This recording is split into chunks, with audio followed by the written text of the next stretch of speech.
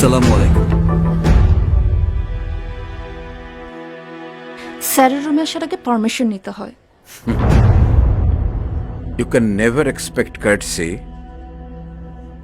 from those people who can't even spell it. ক্ষমা চাইতে এসছো? I didn't expect you, but I should have. তোমাদের মতো লোকদেরই তো এসব মানায় না, বুঝে কারো বিরুদ্ধে দাঁড়িয়ে যাবে, আবার তারই কাছে আসবে ক্ষমা চাইতে, তাই না? আমার নাম্বার 18th অ্যাসিস্ট্যান্ট হওয়ার যোগ্যতা যা নেই, সে কোর্টে দাঁড়াবে আমার অপোনেন্ট হয়ে। But I would not forgive you. আমার বিরুদ্ধে দাঁড়িয়েছো সেজন্য না, আমাকে অপমান করেছো তার জন্য। What you think law practice এটা ছোট লোকের কাজ? একটা কেস নেয়ার পরে হিয়ারিং এর ডেটে কোর্টে অ্যাবসেন্ট থেকে তুমি ল অ্যান্ড অর্ডারকে অপমান করেছো। আমি সহ সারা বিশ্বের সমস্ত লয়ার প্রফেশনকে তুমি প্রশ্নবিদ্ধ করেছো। অ্যান্ড ফর দ্যাট রিজন তোমার বার লাইসেন্স ক্যান্সেল করার জন্য যা যা করা প্রয়োজন, everything I will do that for sure.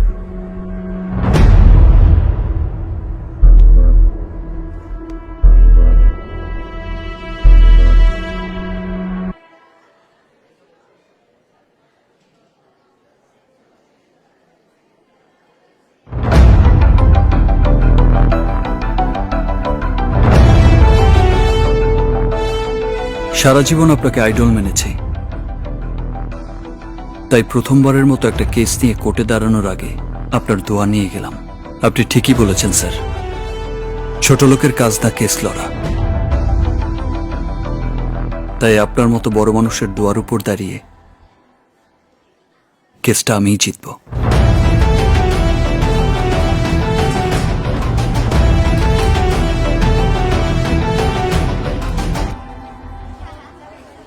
মনে করেছো ও ভালো মানুষ হয়ে গেছে?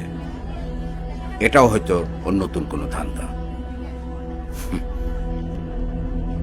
ভালো মানুষ হয়ে গেছে।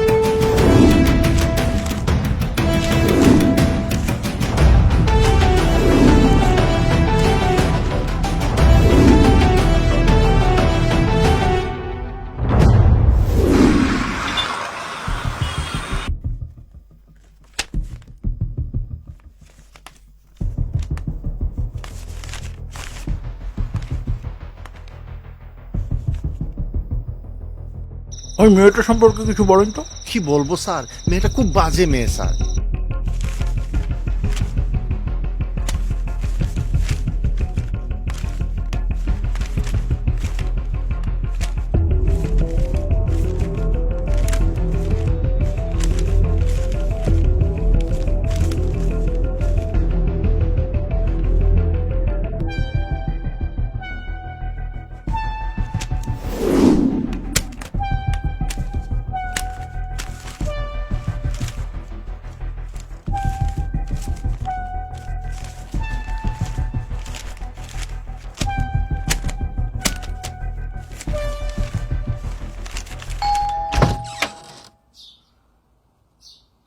আপনি আহ, আপু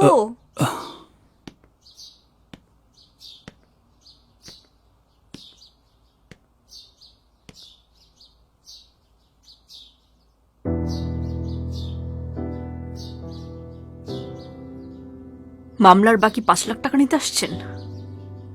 এখানে 5 লাখ টাকা আছে, যেটা তুমি আমায় দিয়েছিলে। আর আমার মায়ের জীবন? সেজন্য তুমি আমায় যে শাস্তি দেবে মাথা পেতে নেব। তোমার মায়ের জীবন আমি ফিরিয়ে দিতে পারবো না।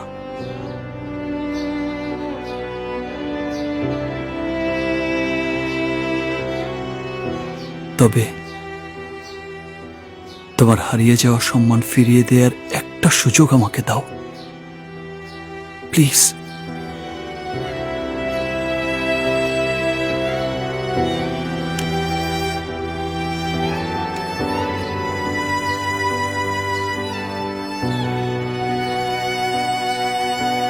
একটা সুযোগ আমাকে দাও।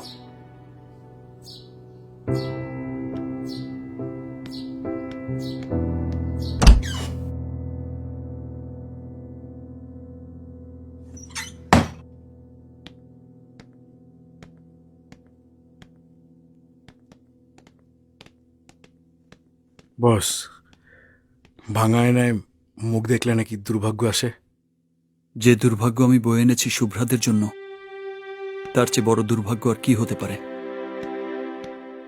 খাড়াও, অহন্তরী বাসা ছাড়তেছে না কেলা? কোন ভাষায় কথা কমু?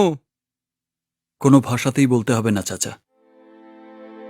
শুভ্রাকে ন্যায় বিচার পাইয়ে দিতে না পারলে শুধু আপনার বাসা কেন, এই শহর, আমার পেশা সব ছেড়ে দেব।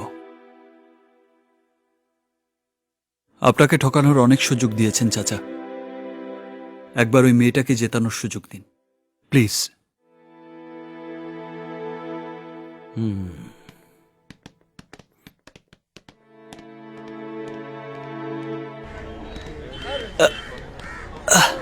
কিছুই তো বুঝতে পারছি না।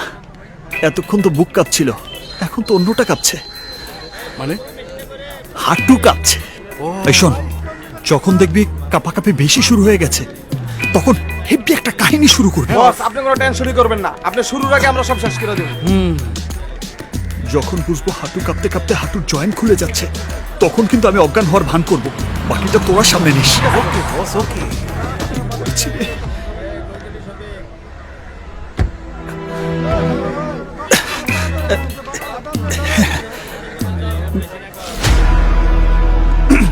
হাঁটু তো বেশি কাঁপছে রে কিরমিনি। শক্ত করে বস, শক্ত করে রাখেন। চল।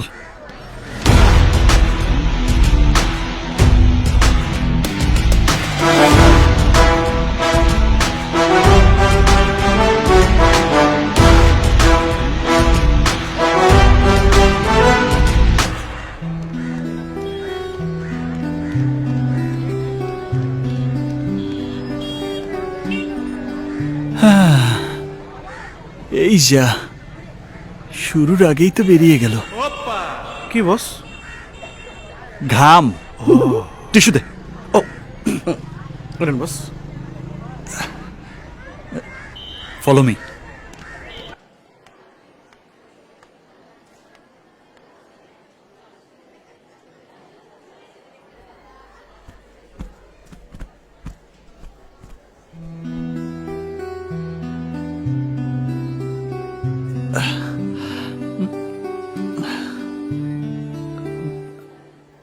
Order order. যাক, আপনি তাহলে আজ এসেছেন মিস্টার নবাব? জি জি। আমি তো ভেবেছিলাম আজই এই মামলার শেষ দিন। থ্যাঙ্কস। আজহার সাহেব, আপনি শুরু করতে পারেন। তুমি জুনিয়র, ওনার পরে। ইয়োর অনার, আমার 25 বছরের দীর্ঘ এই ল প্র্যাকটিসের হিস্ট্রিতে I never felt such an embarrassing and ashamed situation what I feel here today. আমার লজ্জা হচ্ছে, ভীষণ রকমের লজ্জা হচ্ছে। আই মাস্ট সে, নারীর সুরক্ষার জন্য আমাদের সরকার নারী ও শিশু নির্যাতন দমন আইন 2000 সালে প্রণয়ন করেছেন এবং 2003 সালে সেটা সংশোধন করেছেন। তাতে একদিকে নারীরা যেমন সুরক্ষা পাচ্ছে, তেমনি অন দ্য আদার হ্যান্ড সেই আইনের ভয় দেখিয়ে অরক্ষিত করা হচ্ছে এস্টাবলিশড অ্যান্ড ওয়েল অফ পুরুষদের ইমেজ, ঠিক যেমনটা হয়েছে এই কেসের ক্ষেত্রে। মাননীয় আদালত, তাই আমার ভীষণ রকমের লজ্জা হচ্ছে এখানে দাঁড়াতে। একটা মেয়ে কি করে এতটা নিচে নামতে পারে? মিথ্যে কথা। আরে কেস জেতার জন্য আপনি সত্যকে মিথ্যে বানানোর নাটক করছেন। মিস্টার নবাব, ঠিক আছে, প্রথম প্রথম কোর্টে যারা দাঁড়ায় সবারই কম বেশি এমন একটু আটটু হয়, সরি ইউর অনার। তবে মনে রাখবেন এটা আদালত, আপনার চেম্বার নয়। ভেতরে চলছে যুক্তিতর্কের লড়াই আর বাইরে সাধারণ মানুষের আন্দোলন। শুভ্রাকে ন্যায় বিচার পাবে নাকি তর্কের লড়াই হেরে যাবে নারী, সেটাই এখন দেখার বিষয়। মহামান্য আদালত, আমি বলতে চাই আমার মক্কেলকে উদ্দেশ্য প্রণোদিতভাবে ফাঁসানো হচ্ছে। কে কাকে ফাঁসানোর চেষ্টা করছে পুলিশের রিপোর্টেই তা প্রমাণিত হয়েছে। আরে পুলিশ তো টাকা খেয়ে মিথ্যা রিপোর্ট দিয়েছে। সাক্ষী প্রমাণ ছাড়া কিচ্ছু বলা যাবে না। আমি এই মামলার তদন্ত অফিসার তাপস শাহকে জিজ্ঞাসাবাদের অনুমতি চাইছি। গ্র্যান্টেড।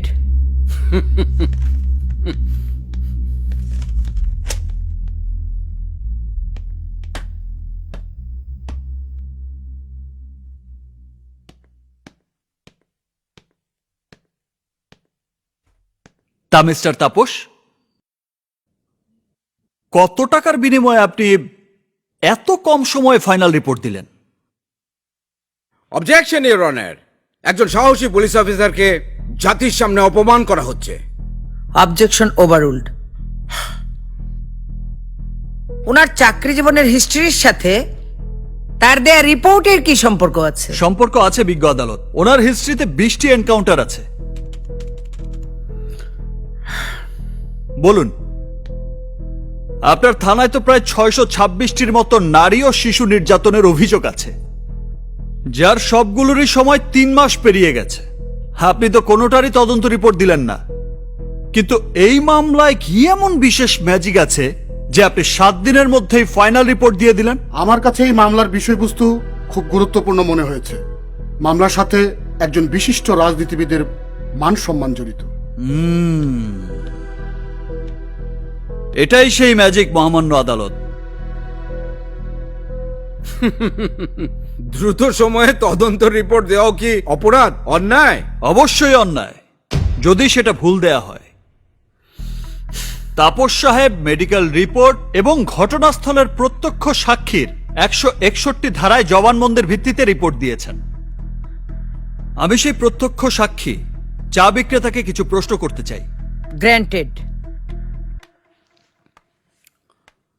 আসসালাম বলুন শামসু সাহেব, সেদিন আপনি কি দেখেছিলেন? আমি কিছু দেখি নেই, সেইটাই পুলিশকে বলছি। তা আপনার দোকান থেকে যে জায়গায় ঘটনা ঘটেছিল তার দূরত্ব কতটুকু হবে? নাম আইপা তো বলা যাবে না, তয় ধরেন এইখান থেকে ওই মাথা পর্যন্ত।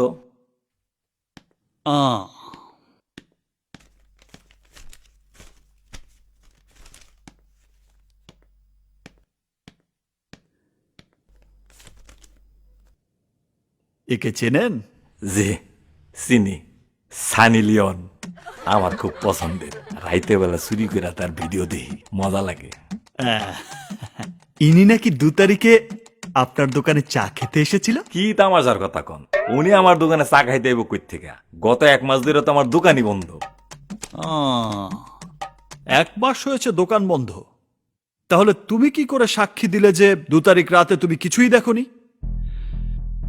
মিথ্যা জবানবন্দি দেওয়ার কারণে তোমার জেল হয়ে যাবে। কেন আমারে সাজা দিবেন কেন? আমি কি করছি? পুলিশ আমারে ভয় দেখাইছে, ভয়ে আমি সাক্ষী দিচ্ছি। এবার আপনি যেতে পারেন, যান। আসসালামু আলাইকুম।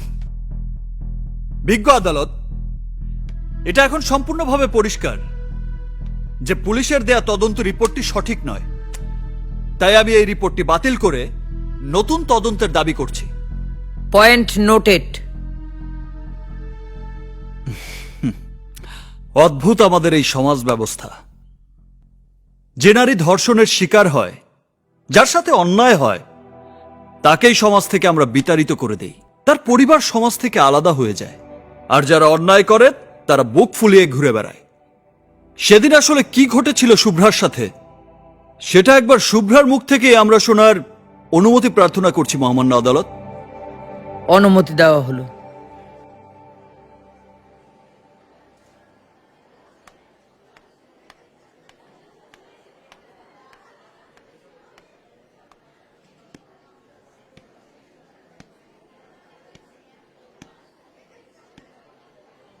আমি জানি আপনার সাথে অন্যায় হয়েছে। ভয়ঙ্কর সেই অভিজ্ঞতার কথা বারবার আপনাকে মনে করতে হচ্ছে। আপনি যেভাবে কষ্ট ভুলে নতুন জীবন গড়ার চেষ্টা করছেন, আপনার সেই কষ্টের কথা বারবার মনে করিয়ে দিচ্ছি। মহামান্য আদালতকে বলবেন সেদিন কি ঘটেছিল আপনার সাথে।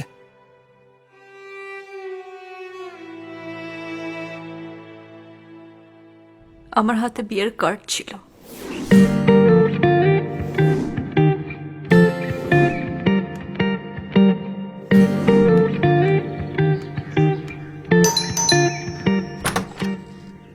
আরে শুভ্রা, এত সকালে তুমি তো আমার দিনটাই ভালো করে দিলে। বাহ, মানে বউ ছাড়া অন্য মেয়ে দেখলে মনটা ভালো হয়ে যায়, দিনটাও ভালো কাটে, তাই না? এই নেন।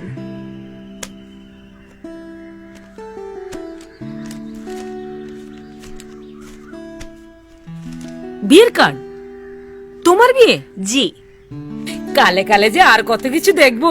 আচ্ছা মেয়ে, তোমার কি লাজ শরম বলতে কিচ্ছু নাই? মানে নিজের বিয়ের কার্ড নিজেই বিলি করতে আসছো? বিয়েটা যখন নিজের পছন্দই করছি ভাবি, তাহলে নিজের বিয়ের কার্ড নিজে কেন বিলি করতে পারবো না? ভাই আসতে হবে কিন্তু, অবশ্যই আসবেন, মিস আসবো। করা যাবে না। অবশ্যই আসবো। বেহে মেয়ে কোথাকার। আমাদের পরিবারে একটা ঐতিহ্য আছে। তুমি কিভাবে নিজের বিয়ের কার্ড নিজে বিলি করে এমন একটা পরিবারে বউ হওয়ার কথা ভাবছো? আন্টি আমি তো এখানে আনএথিক্যাল কিছু দেখছি না। আপনারা তো জানেন আমাদের বাসায় ছেলে মানুষ কেউ নেই, আমরা নিজেরাই সব করি। এই বাজার সদাই, ওর কলেজে আসা যাওয়া, মাকে ডাক্তার কাছে নিয়ে যাওয়া, সব তো আমি নিজে একাই করি। আর সেখানে বিয়ের কার্ড বিলি করা তো সামান্য ব্যাপার। পারফেক্ট সেলফ ডিপেন্ডেন্ট মেয়ে, এমন একটা মেয়ে খুঁজছিলাম আমার এই গাথাটার জন্য। তা না হলে ওকে মানুষ করা যাবে না। প্রতিনিয়ত বেড়ে চলছে তরুণদের মাঝে আত্মহত্যার প্রবণতা। কিন্তু আত্মহত্যা কি কখনো কোনো কিছু সমাধান হতে পারে?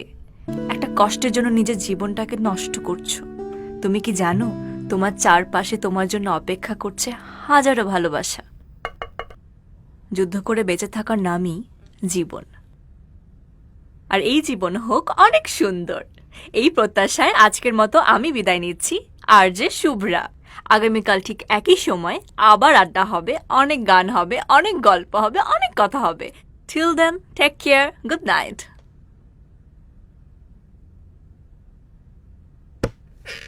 প্রোগ্রামটা তো শেষ করতে দিবেন নাকি? কি এই আমি কোন শুভ্রাকে দেখছি? লুক দিয়ে ইমপ্রেস করে বসের কাছ থেকে যদি লোনটা একটু নেওয়া যায়। লোন?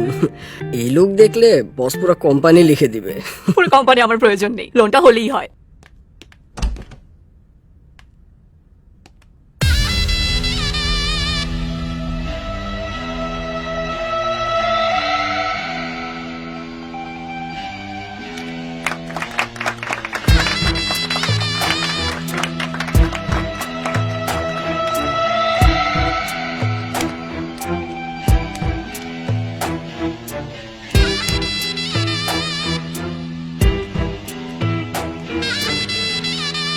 জি স্যার, ওকে স্যার, ওকে। আসসালামু আলাইকুম আপা, আসসালামু আলাইকুম। ওয়ালাইকুম আসসালাম চাচা, এটা আমার বিয়ের কার্ড, অবশ্যই আসবেন। অবশ্যই আসবো। গাড়ি কোথায়? আমি ড্রাইভারকে অনেকক্ষণ থেকে ফোন করতেছি, কিন্তু ড্রাইভার ফোন ধরতেছে না। কিভাবে যাবো এখন এই রাতে? আমি স্যারকে বিষয়টা জানাইছি, স্যার বলছেন আপনাকে ওয়েট করতে, মানে স্যার আপনাকে ড্রপ করে দিবেন। স্যার আমাকে ড্রপ করবে, কোনো দরকার নেই, আমি একা চলে যাবো। আপা, আমি স্যারকে কি বলবো? তোমাকে এতবার ফোন দিচ্ছি, ফোন ধরো না কেন? আরে বাবা, অন এয়ারের সময় যে আমি ফোনটা সাইলেন্ট করেছিলাম, তারপর আমি রিংয়ে দিতে ভুলে গেছি। আর নেওয়া স্যারেরও বার্থডে ছিল। সরি, তুমি রাগ করো না প্লিজ। আরে রাগ করি না, ভয় হয়। চলো তো ছেলেদের মতো, কিন্তু ইভেনচুয়ালি তুমি যে একটা মেয়ে সেটা তো ভুলে গেলে চলবে না। তুমি একটা উবার কল করছো না কেন? ট্রাই করেছিলাম, গাড়িটারি কোনো কিছু পাইনি, পরেটা রিক্সা নিয়ে নিয়েছি। ওকে, ঠিক আছে। আচ্ছা, আমি তোমাকে একটা গান গেয়ে শোনাচ্ছি, তোমার ভয়টাই সব কেটে যাবে। তোমার খোলা হাওয়া লাগি প্রাণে, তোমার খোলা হাওয়া। এই শোনো, আমি এখন গান শুনবো না। জলদি বাসায় যাও, পৌঁছে আমাকে ফোন করবে, আর অবশ্যই হুড তুলে বসবে, কেমন? ওকে, রাখছি। তুমি টেনশন করো না, আমি বাসায় পৌঁছে তোমাকে কল দিচ্ছি। বাই। আপা, আপনি কি শিল্পী? না তো। আপনার গলাটা কিন্তু খুব ফাইন।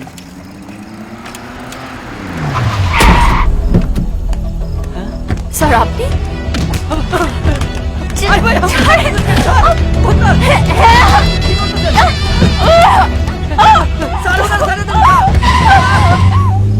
আমি কখনো ভাবিনি আমার স্বপ্নগুলো এভাবে থেমে যাবে।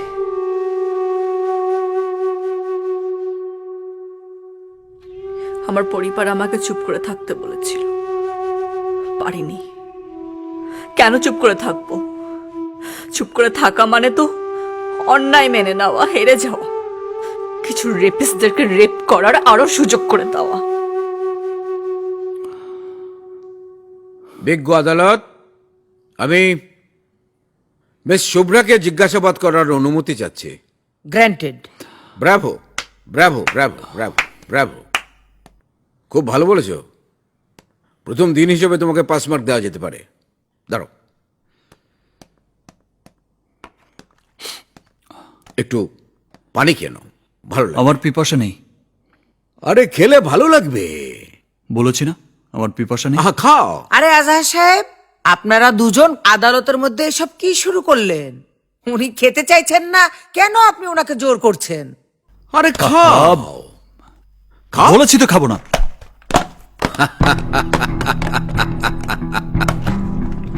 মহামান্য আদালত, আমি এটাই প্রমাণ করতে চাইছি, ইচ্ছে না থাকলে জোর করে কোনো কিছু করানো যায় না। আর যদি সেটা জোর করে করানো হয়, তাহলে প্রতিপক্ষ তার সমস্ত শক্তি দিয়ে তা প্রতিহত করার চেষ্টা করে। আর এক্ষেত্রে মিস শুভ্রা তার কোনো কিছুই করেননি, তিনি স্বেচ্ছায় গাড়িতে উঠেছিলেন। আমি আমার সব শক্তি দিয়ে নিজেকে বাঁচানোর চেষ্টা করেছি।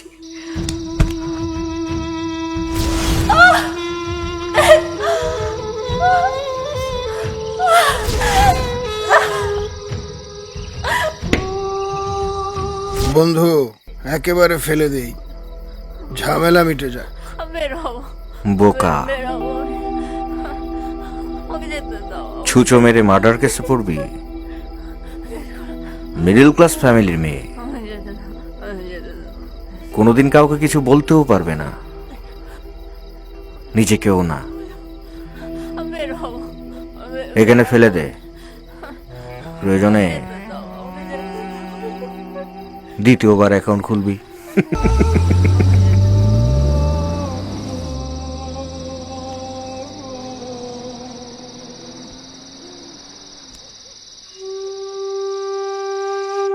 ওরা জানোয়ারের মতো আমাকে ছিঁড়ে খেয়েছে।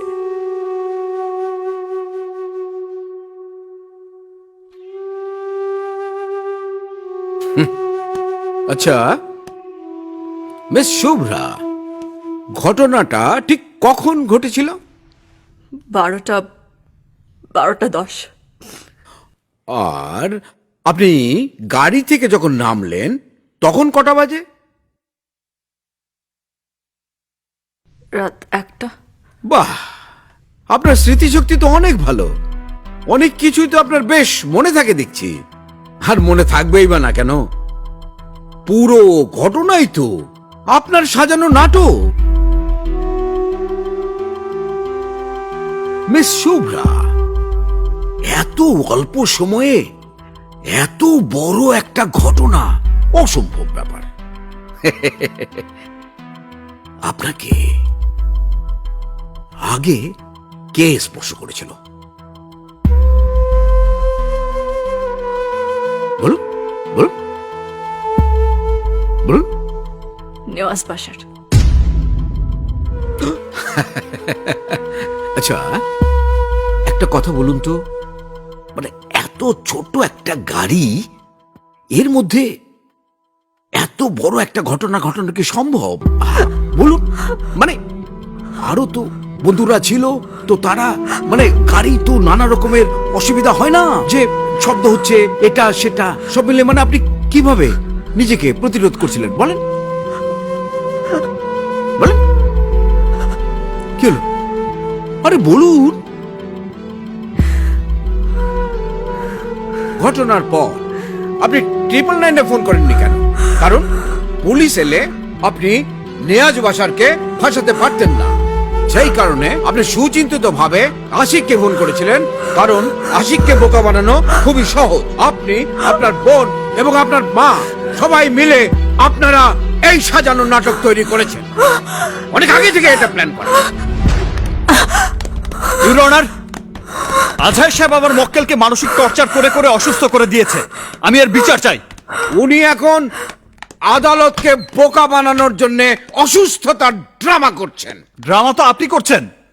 25 বছর ড্রামা করে করেই তো সব কেস জিতেছেন। মিস্টার নবাব, আজহার সাহেব আপনার সিনিয়র, তাকে সম্মান দিয়ে কথা বলবেন, না হলে আদালত অবমাননা করার জন্য আমি আপনার বিরুদ্ধে ব্যবস্থা গ্রহণ করব। Order, order. আদালত উভয় পক্ষের বক্তব্য শুনেছেন। পুলিশের দেয়া চূড়ান্ত রিপোর্টে ত্রুটি আছে মনে হওয়ায় আদালত বিচার বিভাগীয় তদন্তের জন্য প্রেরণ করছে এবং আগামী 7 কর্মদিবসের মধ্যে রিপোর্ট প্রদান করার আদেশ দিচ্ছে। বস, আজকে কিন্তু আপনি সেই আমি কিন্তু খুব ডরে ডরে ছিলাম যে আপনি কি না কি বলেন কি না কি করেন। আমি তো নিজেও অবাক হয়েছি, এত ভালো ডিফেন্ড আমি করতে পারি। আসলে সব হচ্ছে সততার জোর। বস, আমি মোর দেন শিওর আমরা যদি এতদিন সমাজের সেবা না করে আইনের সেবা করতাম তাহলে বহুত দূর যেতে পারতাম, বহুত দূর যেতে পারতাম। সবই তো ঠিক আছে রে, কিন্তু আমার বিয়ের ব্যাপারটা বোধহয় ভ্যানিশ হয়ে গেল। আজকের পর আমার হবু শ্বশুর মানে ওই আজহার সাহেব তার মেয়েকে যে আমার কাছে দেবে না, এটা আমি 100% কনফার্ম। দিতে হবে না। আরে বাহ, শ্বশুরের মেয়ে নিজেই চলে আসবে। পারফেক্ট। বস আমরা না যাই আগাই। হ্যাঁ তা ম্যাডাম, শ্বশুর মশাই কি আপনাকে পাঠিয়েছে আমাকে ওয়ার্নিং দেবার জন্য? না, আমি এসেছি তোমাকে উইশ করার জন্য।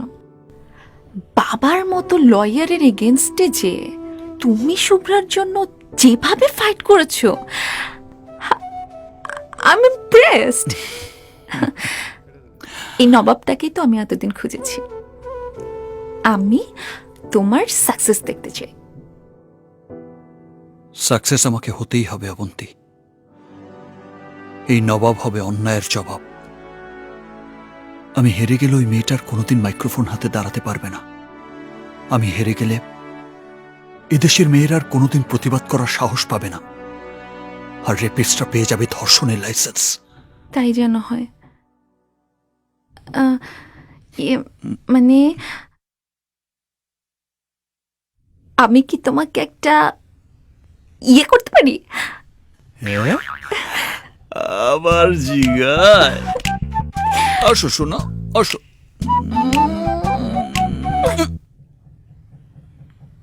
এই যে ভাই, আরে হিরো হিরোইনের ইন্টিমেট সিন চলছে আর আপনারা হা করে তাকিয়ে আছেন। তার 40 মিনিট পর একটু দূরে ফেলে দেওয়া হয় শুভ্রাকে। কেউ দেখলো না। এটা কিভাবে হয়?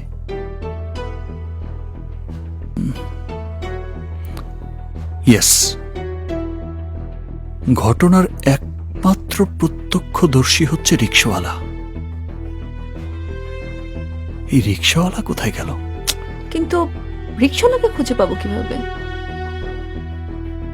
শুভ্রাকে দরকার। এটাই আমাদের একমাত্র সুযোগ, শুভ্রা। লোকটাকে এনে দাঁড় করাতে পারলে ওদের হাজারো যুক্তি, মিথ্যে সাক্ষী কিছুই দাঁড়াতে পারবে না আমাদের সামনে। মনে করার চেষ্টা করো, লোকটা দেখতে কেমন ছিল। আপু একটু চেষ্টা করে দেখ, মনে পড়ে যাবে।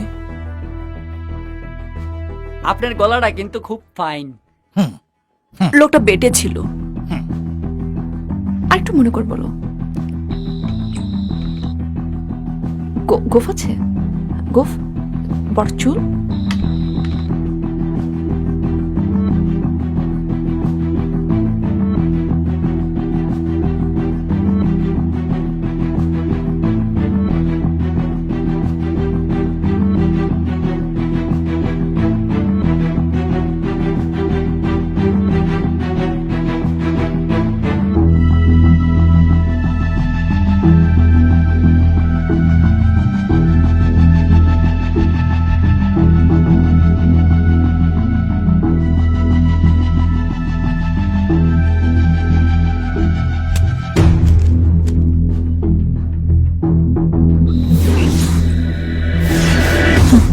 দেখো তো, ঠিক আছে?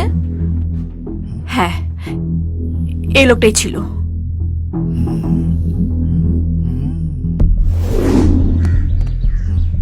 চিনেন না তো ভাই?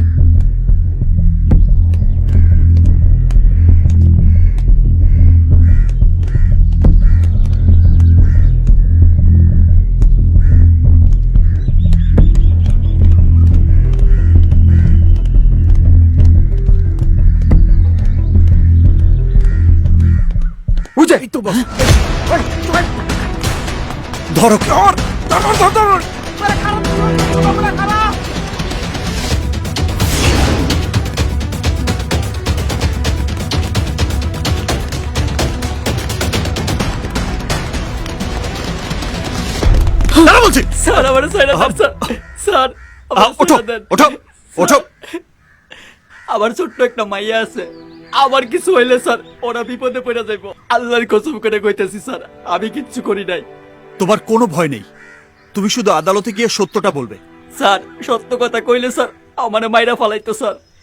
আমি চুপ না থাকলে স্যার আমার মাইয়াটারও মাইরা ফালাইতো। দেখেন স্যার, আমি আমার মাইয়ার মুখে হাসি দেখতেছি। কিন্তু আরেকটা মেয়ের মুখের হাসি যে চিরদিনের জন্য বন্ধ হয়ে গেছে। স্যার আমার কি দোষ? আমি তো কোনো অপরাধ করি নাই। আমি জানি তোমার কোনো অপরাধ নেই, কিন্তু আজ যদি তোমার কারণে ওই জানোয়ারগুলো ছাড়া পেয়ে যায়, তাহলে তো কালোরা অন্য মেয়েদেরও রেপ করার সাহস পেয়ে যাবে। ওরা বিশ্বাস করবে এদেশে ধর্ষণের কোনো সাজা হয় না। আর সেই বিশ্বাসের উত্তাপ যদি কাল তোমার মেয়েকেও স্পর্শ করে, তাহলে বাবা হিসেবে তুমি কি সেদিন পারবে চুপ থাকতে?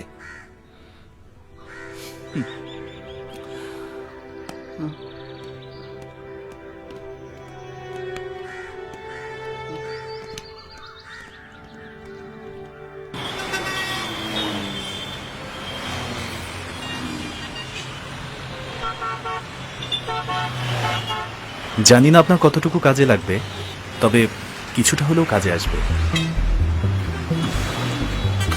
Thanks for that. Not a big deal bro, আপনার সাথে থাকাটাই অনেক বড় ব্যাপার। আসি।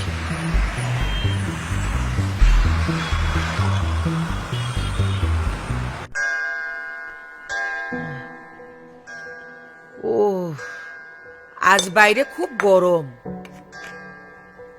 আজহার সাহেব ও মিস্টার নবাব, প্লিজ আপনারা আজ একটু শান্ত থাকবেন।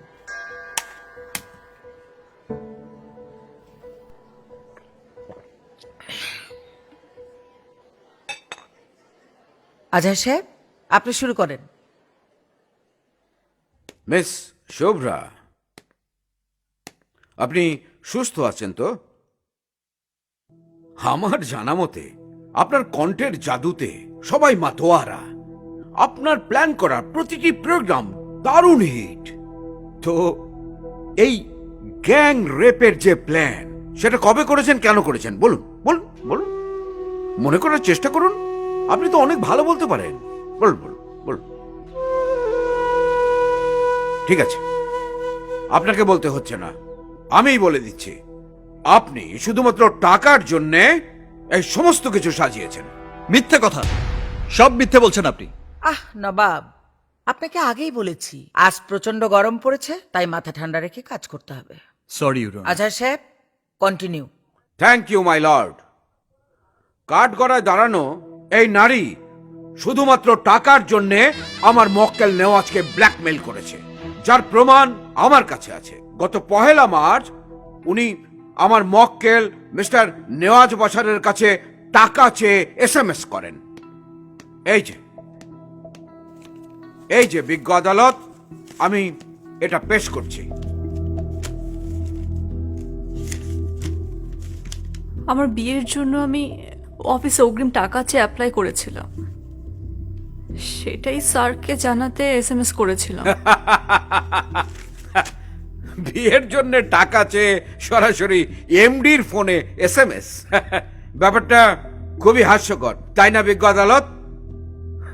ঠিক আছে, এই পর্যায়ে আমি আমার মক্কেল মিস্টার নেওয়াজ বাশারকে জিজ্ঞাসাবাদ করার অনুমতি চাইছি। অনুমতি দেওয়া হলো। আপনার বিরুদ্ধে অভিযোগ আপনি আপনার অফিসের এমপ্লয়িকে জোর করে গাড়িতে তুলে আপনার বন্ধুদেরকে নিয়ে গ্যাং রেপ করেছেন। ঘটনাটা কি সত্য? সম্পূর্ণ মিথ্যে এবং বানোয়াট। কিন্তু কোর্টকে আপনি কি করে বোঝাবেন যে আপনি কোনো অন্যায় করেননি? আপনি আমার অফিসের স্টাফদেরকে তো জিজ্ঞাসা করতে পারেন, আমার মানে অ্যাজ এ বস আমার বিহেভটা কেমন। সেদিন আসলে কি ঘটেছিল? আসলে আমাদের রেডিওটা একটা লস প্রজেক্ট, শুধুমাত্র আমাদের স্টাফদের কথা চিন্তা করে এটাকে আমরা রান রেখেছি। সেদিন আমার বার্থডে ছিল, আমাদের অফিসের স্টাফরা আমাকে ভীষণ পছন্দ করে, তো আমাকে সারপ্রাইজ দেবার জন্য একটা পার্টি রেখেছি। আমি কোন শুভ্রাকে দেখছি? অনেকদিন ধরে প্রমোশনটা হচ্ছে না তো? শুধু প্রমোশন? এই লোকে দেখলে বস পুরো কোম্পানি লিখে দিবে। সেটা টুডে অর টুমরো লিখে দিতেই হবে। শুভ্রা প্রায় অসংলগ্ন অবস্থায় পার্টিতে প্রবেশ করে এবং আমাকে ভীষণভাবে এম্বারেসিং সিচুয়েশনে ফেলার জন্য আমাকে জড়িয়ে ধরে। কেক কাটার সময় আমার শরীরে কেক ফেলে দেয়। ড্রিঙ্কস করে অফিসের সবার সামনে আমার সাথে এমন অসংলগ্ন আচরণ করতে থাকে শুভ্রা। আমি ভীষণভাবে বিব্রত হই। আমি সাথে সাথে প্রোগ্রাম প্রডিউসার মুকিতকে বলি ওকে বাসায় পৌঁছে দেবার জন্য। তারপর শুভ্রা চলে যায়। আমিও পার্টি শেষ করে আমার বন্ধুদের নিয়ে ফিরছিলাম। হঠাৎ করে শুভ্রা আমার রাস্তায় গাড়িটা আটকে দেয়।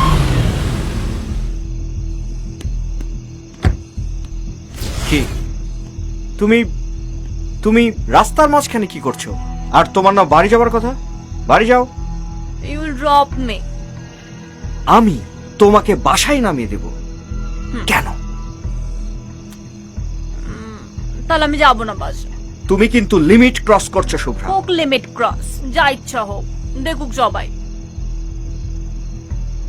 মা রে, বাসায় জানা মা। আমাকে নিয়ে যাও। আচ্ছা ঠিক আছে, ছাড়ো, আমি তোমাকে বাসায় নামিয়ে দিচ্ছি, আসো। আচ্ছা ঠিক স্ট্রেট। কেন যে সব ছাই পাশ তোমরা খাও না?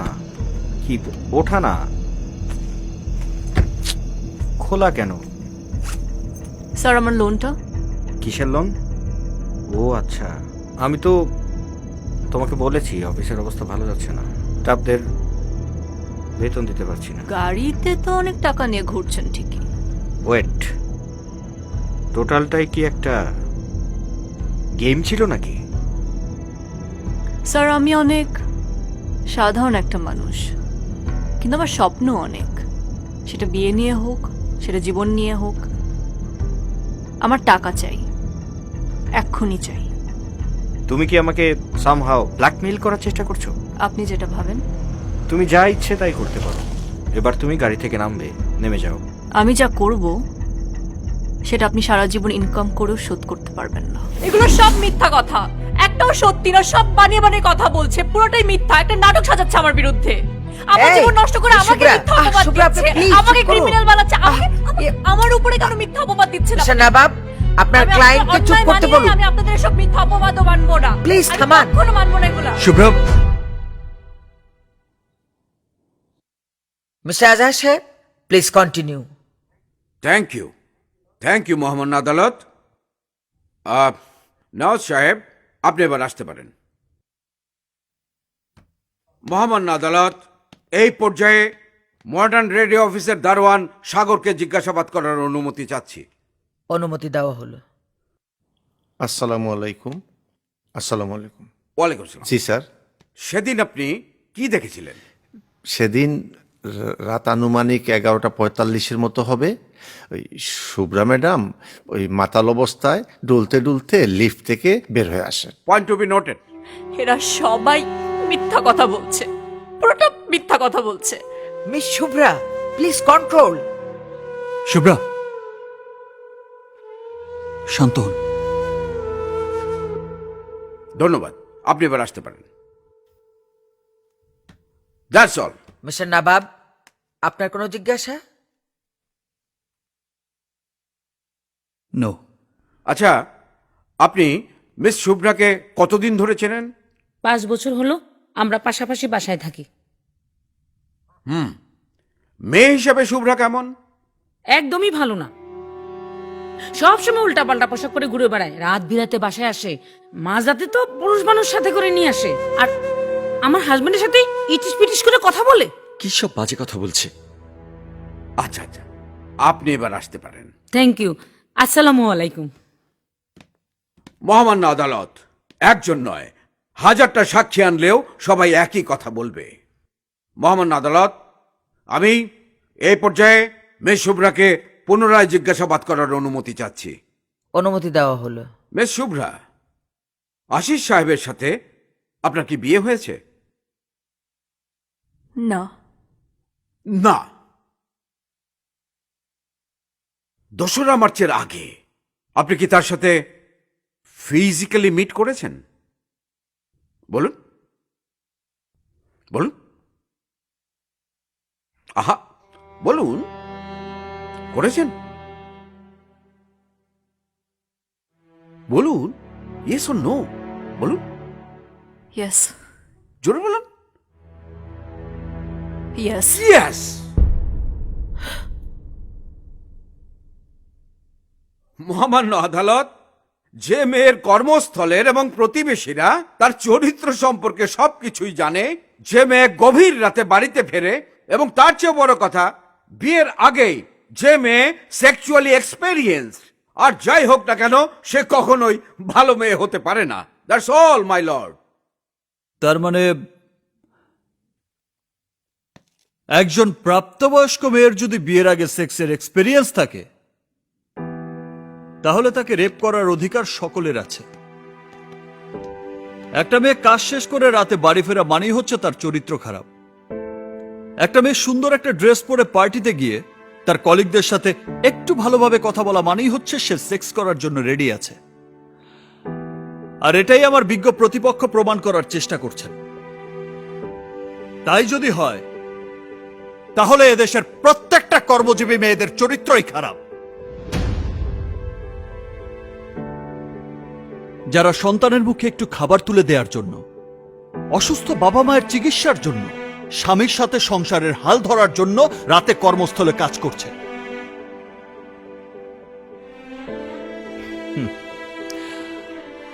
মেয়ে হলেই তাকে ঘড়ি ধরে চলতে হবে। মেয়ে হলেই সে জোরে কথা বলতে পারবে না। মেয়ে হলেই সে বন্ধুদের সাথে আড্ডায় যেতে পারবে না। মহামান্য আদালত, আমাদের এই সমাজ ব্যবস্থার জন্যই আজ নারীরা ধর্ষণের শিকার হচ্ছে।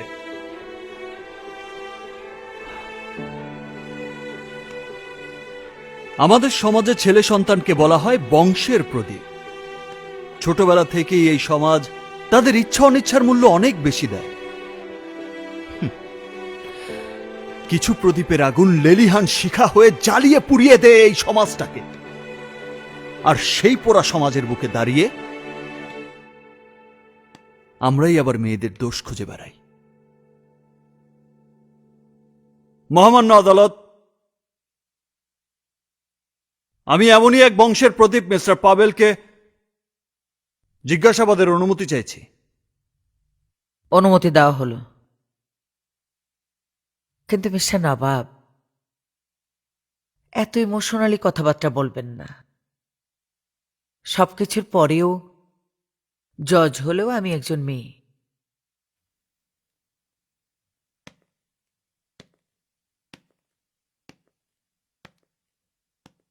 তা মিস্টার রেপিস্ট, কেমন ছিল সেই রাতের অভিজ্ঞতা?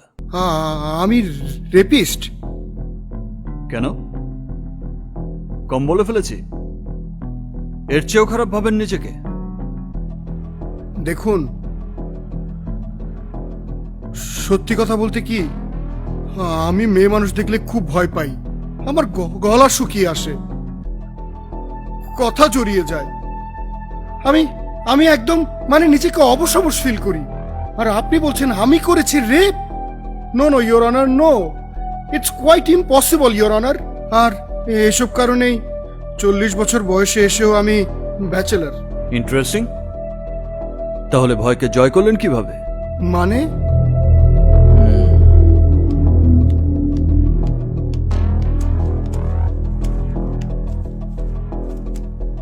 ওনাকে নিয়ে আমাদের গর্ব করা উচিত ইউর অনার।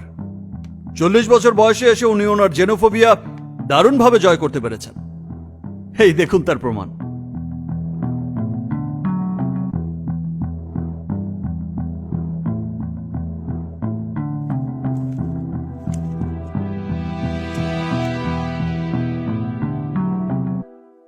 আপনি না মেয়েদেরকে ভয় পান?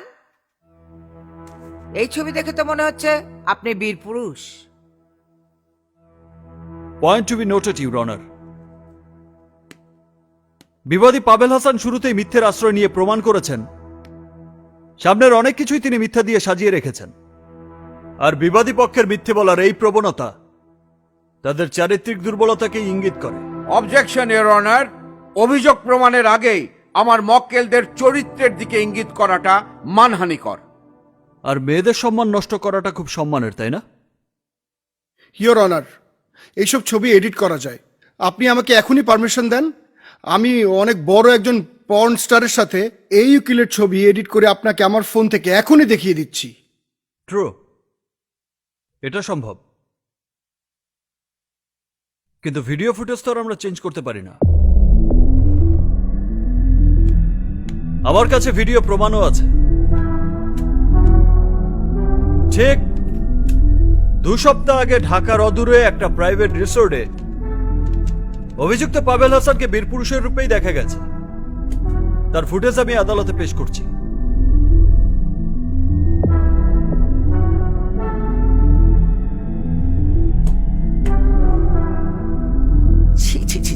বন্ধ করেন, বন্ধ করেন। মিস্টার পাভেল, আপনি আসতে পারেন।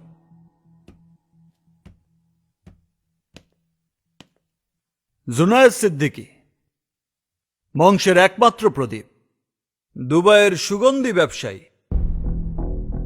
দুবাইয়ে ধর্ষণের সাজা কি জানেন? লাহাওলা কথা, আপনি আমাকে এসব বলছেন কেন? এসব শর্মুতা মেয়ে ছেলের সাথে আমার নাম জড়িয়ে আপনি আমাকে শর্মিন্দা করছেন হাবিবি। আস্তাগফিরুল্লাহ, আস্তাগফিরুল্লাহ। শর্মুতা মানে জানো কি? বেশ্যা। আমার বিজ্ঞ আদালতের পক্ষের দৃষ্টি আকর্ষণ করছি। আমার মক্কেলকে উদ্দেশ্য প্রণোদিত ভাবে শর্মুতা মানে বেশ্যা বলা হয়েছে, যেটা মানহানি মামলাযোগ্য অপরাধ। ইয়া ফাঁকা মাতুকা, ওখান থেকে সোজা বাসায় গিয়েছি আমি। এসব ফাইরুস মেয়ে মানুষের দিকে তাকানোর মতো সময় এবং রুচি কোনোটাই আমার নাই। আমি একজন বিবাহিত মানুষ, ঘরে আমার সুন্দর স্ত্রী আছে। কেন আমি এসবে জড়াবো? মিন ফাদলিকা, আমাকে এ থেকে রেহাই দিন, রেহাই দিন মহামান্য আদালত। মহামান্য আদালত, আমার মনে হয় আমার প্রতিপক্ষ তার মূল জায়গা থেকে সরে গিয়ে অযথাই আদালতের সময় নষ্ট করছে। মিস্টার নবাব, আপনার মেইন সাক্ষী সেদিন রাতে রিকশাওয়ালাকে হাজির করার কথা, উনি কোথায়?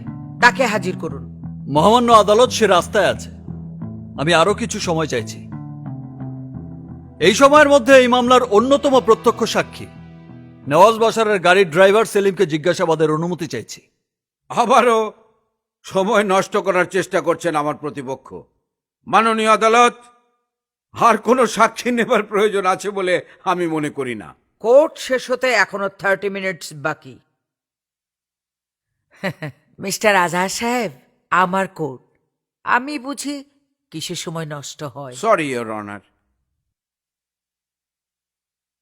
মিস্টার নবাব, আপনি কন্টিনিউ করেন। সেদিন রাতে আপনি কি দেখেছিলেন?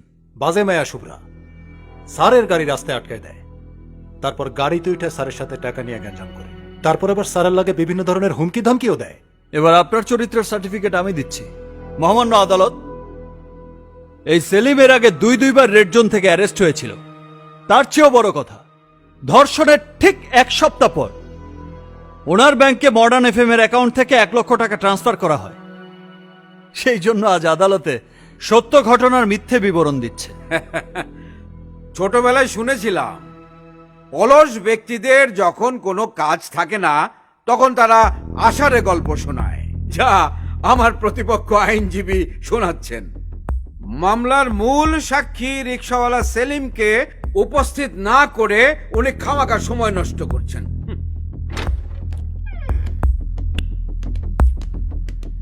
বিশাল ঝামেলা হয়ে গেছে। রিক্সার তো ফোন বন্ধ, কেউ জানে না ও কই গেছে। মহামান্য আদালত, আমার সাক্ষীকে খুঁজে পাওয়া যাচ্ছে না। আমার মনে হয় প্রতিপক্ষ টাকা দিয়ে ওকে গায়েব করে দিয়েছে। ইয়োর অনার, সকাল থেকেই শুনে আসছি সাক্ষী আসবে, সাক্ষী আসবে, আজ সমস্ত কিছু প্রমাণ হয়ে যাবে। কিন্তু বাস্তবে যখন সাক্ষী উপস্থিত করার সময় হলো, তখন আমার প্রতিপক্ষ বললেন তার সাক্ষীকে খুঁজে পাওয়া যাচ্ছে না। এটা কি হয় কখনো? এটা কি বিশ্বাসযোগ্য? আদতে এই রকম বাস্তবে কোনো সাক্ষী আদৌ ছিল কিনা আদালতের কাছে আমার সেই প্রশ্ন রইল। মন গড়া কাহিনী যথেষ্ট হয়েছে। ইউর অনার, আমি আমার প্রত্যক্ষ সাক্ষী রিকশাওয়ালা সামাদকে খুঁজে বের করতে পুলিশের সহযোগিতা কামনা করছি। Order, order. প্রত্যক্ষ সাক্ষী রিকশাওয়ালা সামাদকে খুঁজে বের করবার জন্য পুলিশকে নির্দেশ দেওয়া হলো। আগামী মাসের 2 তারিখ নতুন শুনানির ডেট ধার্য করা হলো। কোর্ট আজ এখানেই মুলতবি ঘোষণা করা হলো।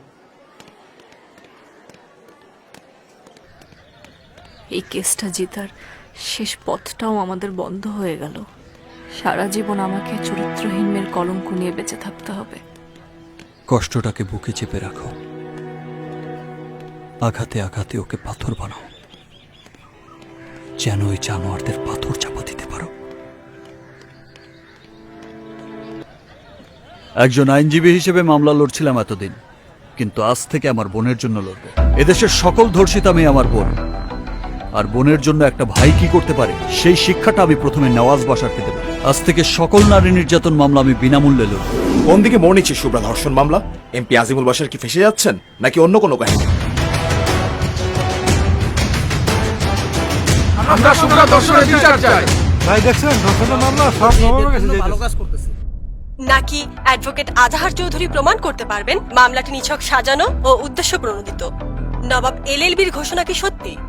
সব প্রশ্নের উত্তর সবার আগে জানতে চোখ রাখুন নিউজ 47 এর পর্দায়।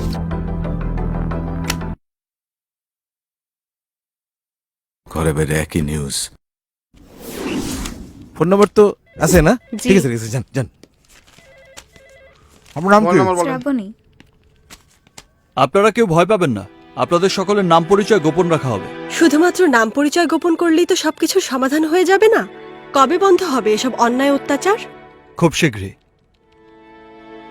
রায় দেওয়ার ক্ষমতা আমার নেই, তবে ন্যায় বিচারের জন্য লড়াই করার ক্ষমতা আমার আছে। জয় আমাদের হবে। Bashar, your asshole brother is making my job tough. Can you please stop him? Otherwise, আমাদের এমন সবকিছুর মুখোমুখি হতে হবে যেটা আমাদের দূরবর্তী কল্পনাতেও কখনো ছিল না। And I never left my work half done.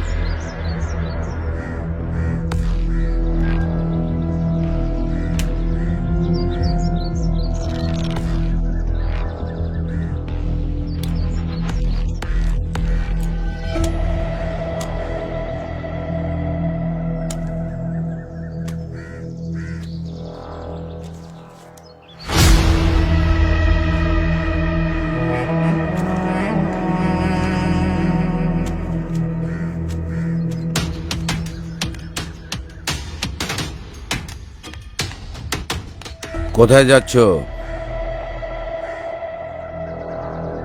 নবাবের কাছে।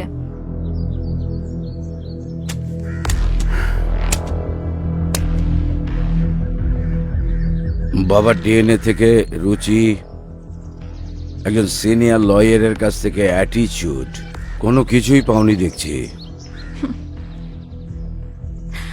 মামাস গার্ল বাবা, মানুষের বাড়িতে জায়গির থেকে পড়া এক ল স্টুডেন্টকে বিয়ে করেছিল যে মেয়েটা, আমি তার ডিএনএ আর অ্যাটিটিউড পেয়েছি বাবা।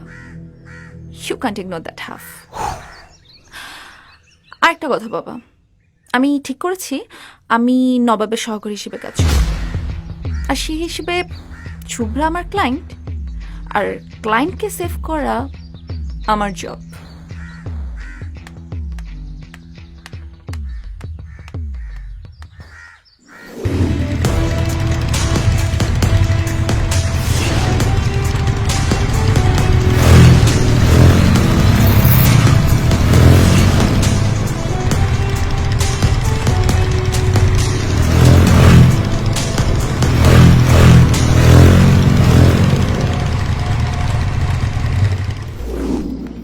এসো। কি সবাই অবাক হচ্ছেন? অবাক হবার কিছুই নেই। ওর বিয়ের কার্ড বিলি হয়ে গেছে। এই 27 তারিখে বিয়ে, আর বিয়ে হবে না তা কি হয়? বাহ, খুশির সংবাদ। আমরা আছি আপনাগো লাগে। আরে শুভ্রা তো আমাকে মেয়ের মতো, আমরা ছাড়া ওদের আর কে আছে? কোনো অসুবিধা নাই, চলেন শুভ কাজটা সাইরা ফেলি। আসুন আসুন, চলেন আসুন।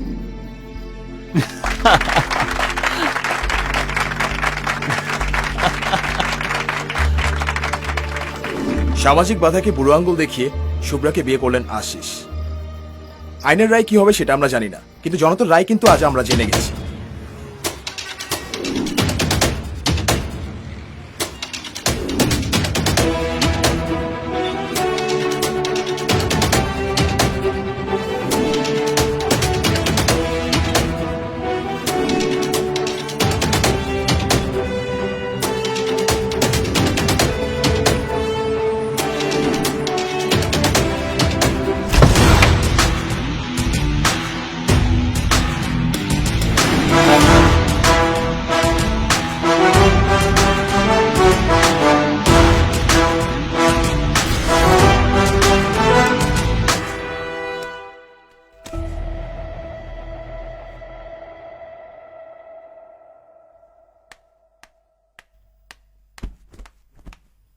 বসুন।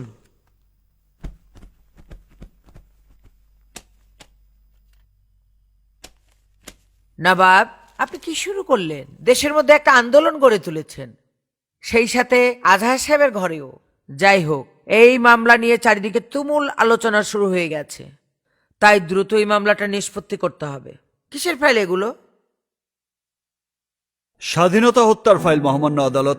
গত এক সপ্তাহে আমার কাছে 842টি নারী ও শিশু ধর্ষণের মামলা এসেছে। পুলিশের তথ্য অনুযায়ী 2019 সালে 5400 নারী এবং 815টি শিশু ধর্ষণের মামলা হয়, যা 2018 সালে যথাক্রমে ছিল 3900টি এবং 727টি। আইন ও সালিশ কেন্দ্রের তথ্য মতে সারা দেশে ধর্ষণের ঘটনা আগের চাইতে দ্বিগুণ হয়ে গেছে। এত কিছুর পরেও আজ আমরা এই আদালতে একজন সাহসী নারীকে চরিত্রহীন প্রমাণ করার জন্য ফাইট করে যাচ্ছি। ইউর অনার, এই ধর্ষণ মামলার ইন্ধনদাতা হিসেবে উল্লেখ করা সেই জনতার বন্ধু, নারী অধিকার বান্ধব জনাব আজিবুল বাশারকে কাঠগড়ায় এনে কিছু প্রশ্ন করার অনুমতি চাইছি। অনুমতি দেওয়া হলো।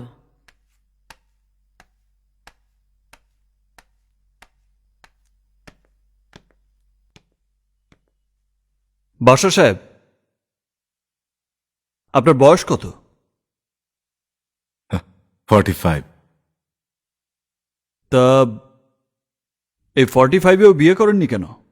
Objection your honour. একজন সম্মানী লোককে কি সমস্ত অবান্তর প্রশ্ন করার কোনো মানে আছে? মানে আছে আজহার সাহেব। Objection overrule. তা আপনি বিয়ে না করে একা একা থাকেন কেন? Mister Nawab, for your kind information, আমি জনগণের সেবক, তাদের সাথেই থাকি, একা থাকবো কেন? বাহ, গ্রেট লিডার। তা শুভ্রা যে নওয়াজ সাহেবকে ব্ল্যাকমেল করছে তা আপনি শিওর হলেন কি করে?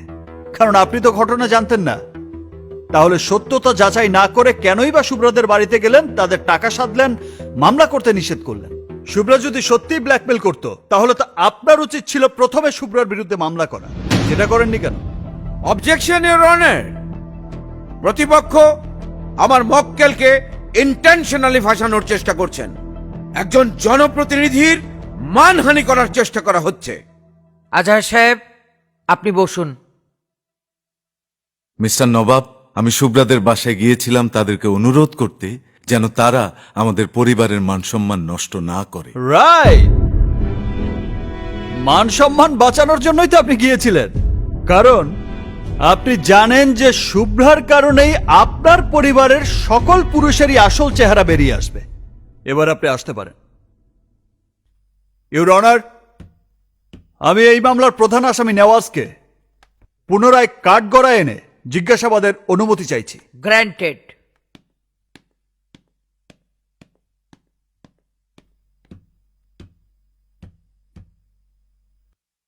কিরে, আজকাল নাকি বাসা থেকেই বেরোচ্ছিস না? কিরে, তুই আমারে তুই তুই করতেছিস কেন?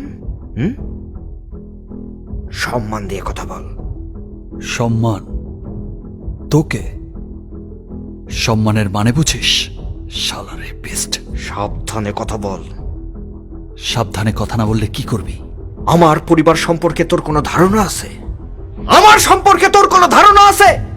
তোর মতো 2 টাকার উকিল রে এক তুড়িতে গায়েব করে দিতে পারি। Exactly, point to be noted your honour. ঠিক এইভাবেই এই মামলার একমাত্র প্রত্যক্ষ সাক্ষী রিকশাওয়ালাকে গায়েব করে দিয়েছে এই বাসার পরিবার। শুধু তাই নয়, এই নেয়াজ 6 মাস আগেই রিহাব থেকে বাসায় ফেরে। এই তার কাগজ।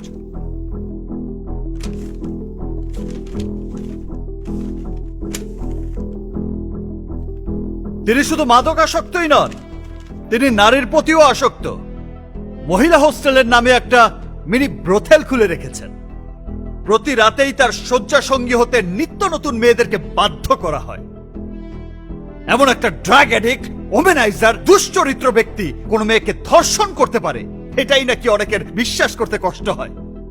অথচ শুভ্রার মতো পরিশ্রম করে সংসার চালানো মেয়েরা নষ্টা মেয়ে, আর সেটাই এখানে প্রমাণ করার চেষ্টা করা হচ্ছে। কেন ইউর অনার? মেয়ে হয়ে জন্ম নিলেই অপবাদের বোঝা মাথায় নিয়ে চলতে হবে?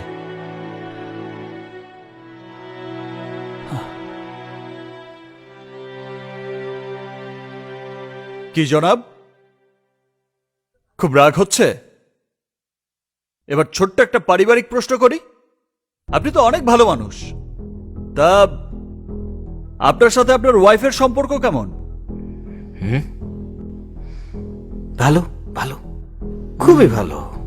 অনেক প্রেম আমাদের, অনেক ভালোবাসা। আচ্ছা আচ্ছা আচ্ছা। তা এই শহরের প্রায় 20টা মেয়ের অ্যাকাউন্টে প্রতি মাসে যথাক্রমে 25, 30, 50 এমনকি লাখ টাকাও আপনার অ্যাকাউন্ট থেকে ট্রান্সফার করা হয়। আবার এই শহরের নামি দামি 5 তারকা হোটেলের ভিআইপি রুমে ভিন্ন ভিন্ন মেয়েদের সঙ্গে হোটেল রুম বুক করার রিসিট কিন্তু এটা প্রমাণ করে না যে তারা হ্যাপি কাপল। আচ্ছা, ওই মেয়েগুলো আসলে আপনার কি হয়? Friend, just friend. ফ্রেন্ডস? মহামান্য আদালত, এই নেয়াজ সাহেব যাদেরকে ফ্রেন্ড বলছেন তারা আসলে... অবজেকশন ইওর অনার। আমার মক্কেল তার অবসর সময় কাটানোর জন্যে কার সাথে হোটেলে যাবে না যাবে এটা তো তার ব্যক্তিগত ব্যাপার। কিন্তু ব্যক্তিগত ব্যাপার যখন সমাজের জন্য ক্ষতিকারক হয়ে যায় তখন সেটা আর ব্যক্তিগত থাকে না। তবে এই মামলা অনেক নারীকেই অনেক সাহসী করে তুলেছে ইউর অনার। এখন আমি এমন একজন নারীকে এই আদালতে হাজির করব যাতে প্রমাণ হয়ে যাবে সে রাতে শুভ্রার সাথে কি অন্যায় হয়েছিল। ইওর অনার, আমার বিজ্ঞ প্রতিপক্ষ হয়তো ভুলে গেছেন যে কাউকে সাক্ষী হিসাবে আদালতে হাজির করতে হলে পূর্ব অনুমতির প্রয়োজন হয়। পূর্ব অনুমতি নিতে হলে তো সেই সাক্ষী আদালত পর্যন্ত পৌঁছানোর আগেই তাকে অন্য কোথাও পাঠিয়ে দেয়া হয়। মহামান্য আদালত, সে রাতে শুভ্রা যেই হসপিটালে ট্রিটমেন্ট নেয়ার জন্য গিয়েছিল, আমি সেই হসপিটালের নার্স মনিকাকে জিজ্ঞাসাবাদের অনুমতি চাইছি। অনুমতি দেওয়া হলো।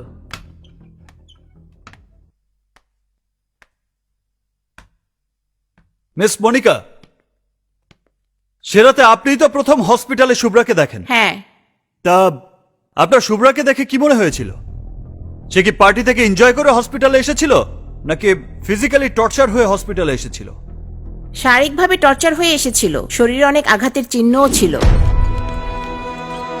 আপু আপু একটা মিনিট আপু, আপু দেখুন না কি অবস্থা আপু, প্লিজ একটু হেল্প করুন। আজকে তো বন্ধের দিন, আর কোনো ডাক্তার নেই, এখন অনেক রাত হয়ে গেছে ভাই, এখন আমি কিছু করতে ব্লিডিং পারবো না। হচ্ছে। আমার কিছু করার নেই, আর দেখে তো মনে হচ্ছে পুলিশ কেস। আপনি পুলিশকে ইনফর্ম করছেন না কেন? It's a rape case. পুলিশকে জানালে আপু মিডিয়াতে জানাজানি হয়ে যাবে। প্লিজ আপু, কয়েকদিন পরে আমাদের বিয়ে, আর আমি চাই না আমাদের বিয়েটা ভেঙে যাক। ভাই আমার কিছু করার নেই, এটাই আমাদের প্রসিডিউর। প্রসিডিউরই কি সব নাকি আপু? নারী সম্মানের চেয়েও বেশি প্রসিডিউর। এত কিছুর পরও যদি আমি রাজি থাকি ওকে বিয়ে করার জন্য, তাহলে আপনি এতটুকু হেল্প করতে পারবেন না? আপু প্লিজ আপু, আপু আজকে যদি আমি আপনার ভাবিতাম তাহলে কি করতেন? হেল্প করতেন না? প্লিজ প্লিজ আপু, একটু একটু হেল্প করেন। আশিস সাহেব অনেক রিকোয়েস্ট করায় আমি তাকে প্রাথমিকভাবে কিছু চিকিৎসা দিয়েছি, আর লুকিয়ে কিছু ফরেনসিক টেস্টও করি, যার রিপোর্ট আমি আপনার কাছে দিয়েছি। Thank you. ওয়েলকাম। মহামান্য আদালত, এই সেই রিপোর্ট।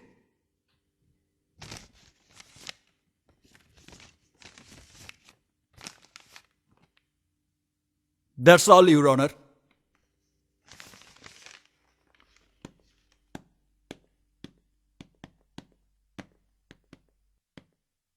মিস মনিকা, এ কি শোনালেন? হ্যাঁ, আচ্ছা, আপনাকে কি আমি আগে কোথাও দেখেছি কোনো টেলিভিশন রিপোর্টিং অথবা নিউজে? চেহারাটা খুব চেনা চেনা লাগছে। আচ্ছা, আপনাদের হাসপাতালের নামটা বলেন তো। সেবা হসপিটাল। সেবা হসপিটাল, ও সেবা হাসপাতাল। সেবা হাসপাতাল যাদের বিরুদ্ধে অবৈধ গর্ভপাত, ভুল চিকিৎসা, মেয়াদ উত্তীর্ণ ঔষধপত্র ব্যবহার এবং অকেজো মেশিন দিয়ে রিপোর্ট তৈরি করার অভিযোগ রয়েছে। আর আপনি সেই সেবা হাসপাতালের একজন নার্স, যিনি আজকে এখানে আদালতে উপস্থিত হয়েছেন সাক্ষী দিতে। আরে, আপনাদের বিরুদ্ধে তো নানান ধরনের অভিযোগ রে ভাই, আপনারা নিজেরাই তো অপরাধী। আজকে আপনি এখানে এসেছেন কোন অপরাধীকে বাঁচাতে? মুখের কথা তো আদালতে গ্রহণযোগ্য হবে না। মিস মনিকা, আপনি যে পেশেন্টকে এক্সামিন করেছিলেন তার একটা রিপোর্টের দরকার, পেপার লাগবে, ফরেনসিক রিপোর্ট, এবং যে রিপোর্টটাতে একজন রেজিস্টার্ড মেডিকেল অফিসারের সিগনেচার থাকতে হবে। এখানে আপনি তা দিয়েছেন? জি না। একজন নার্সের সিগনেচার করা ফরেনসিক রিপোর্ট কখনোই আদালত গ্রহণ করবে না। করবে? আপনার আর কিছু বলার আছে? ঠিক আছে, আপনি এবার আসতে পারেন। ধন্যবাদ।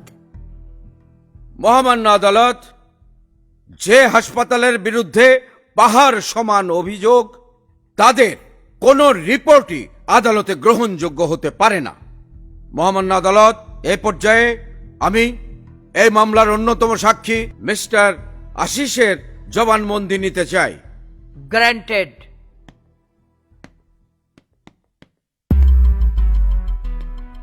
I salute you mister Ashis.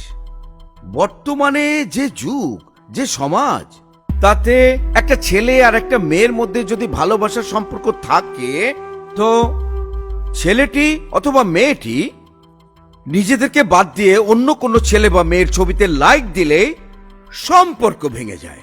সেরকম একটা সামাজিক অবস্থায় দাঁড়িয়ে আপনি তো একজন মহান পুরুষ। একটা radio programme change your mind, তাই তো? এটা করে প্রতিদিন মধ্যরাতে বাড়িতে ফিরত এবং এটা নিয়ে তাদের প্রতিবেশীদের মধ্যে নানান রকমের আপত্তি আছে। আপনি কেন আপত্তি করেননি? কারণ আমি শুভ্রাকে অনেক বেশি ভালোবাসি, সেই সাথে ওর প্রফেশনটাকেও সম্মান করি। বাহ বাহ বাহ বাহ বাহ, আমিও আপনাকে এই অ্যাটিটিউডের জন্য খুবই সম্মান করছি। আচ্ছা আশিস, আপনি কি মনে করেন যে সত্যি সত্যি শুভ্রার সাথে এমন একটা ঘটনা ঘটে গেছে? অবশ্যই ঘটেছে এবং আমি তার ন্যায় বিচার চাই। এই ঘটনা কারা ঘটিয়েছে? নওয়াজ বাশার এবং তার দুই বন্ধু। নেয়াজ বাশার এবং তার দুই বন্ধু? আচ্ছা, আপনি কি তাদেরকে সচক্ষে দেখেছেন ঘটনা ঘটাতে? জি না, আমি নিজের চোখে দেখিনি। এই কথাটা আপনাকে কে বলেছে?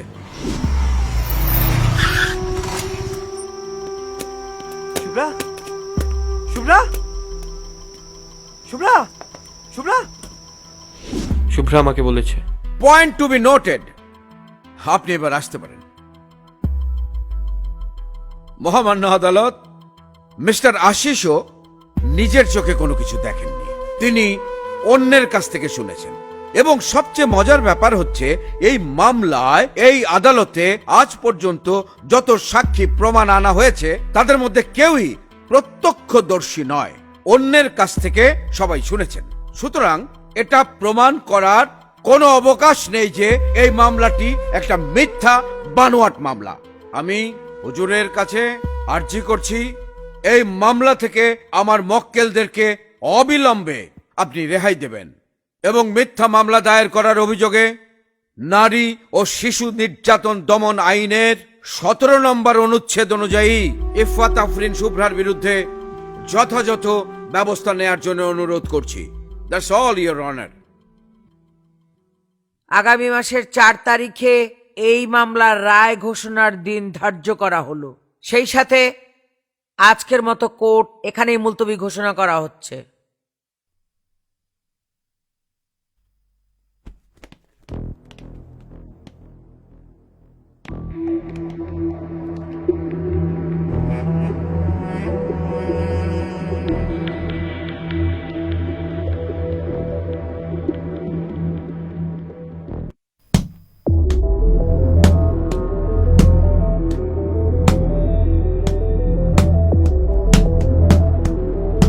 এত টেনশন করে লাভ কি? আমরা তো হেরেই গেছি। কাল কোর্টে কি রায় হবে সেটা আমাদের সবারই জানা।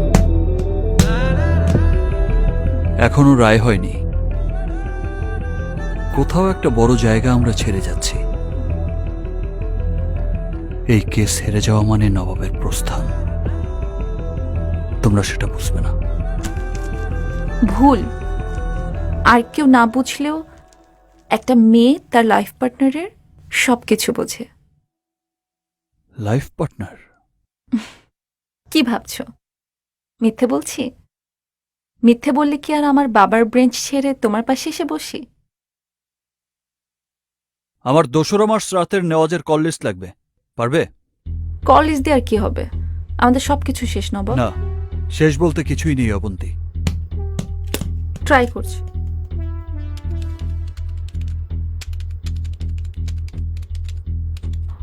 ওই দিন 12:20 থেকে 1টা পর্যন্ত প্রায় 20টি ফোন এসেছিল নেওয়াজের নাম্বারে। But most important part, Nawaz একবারও কোনো ফোন রিসিভ করেনি। নাম্বারটা কি নেওয়াজের লাইফ পার্টনারের? তুমি বুঝলে কিভাবে? লাইফ পার্টনাররা সবই বোঝে।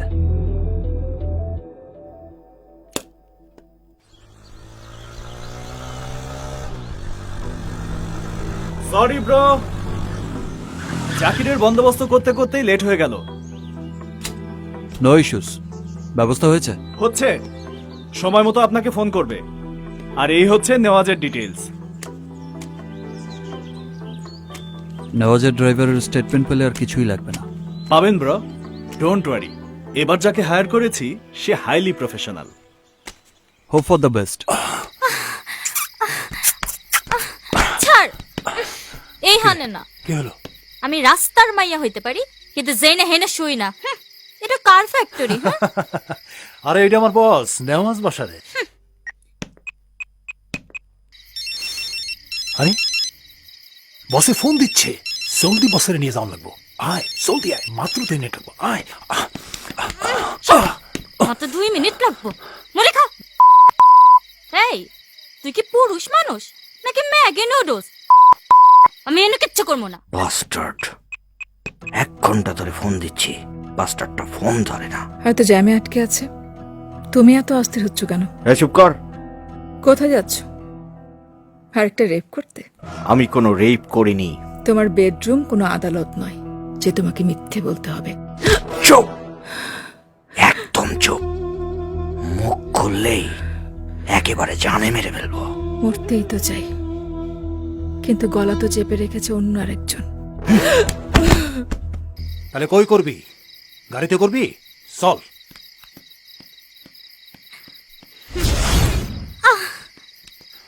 এই দেখ কেমন গাড়ি, পছন্দ হইছে? এত দামি গাড়িত লাগাইবি, তোর বসের টায়ার পাইবো না? টের পাইব কেমনে? সে নিজেই তো মাল খাইয়া টাল হয়ে থাকে, বুঝলি? আর হে নিজেই তো এই গাড়ির মধ্যে কত মায়েরে লাগাইছে, তার কোনো হিসাব নেই। কি কস?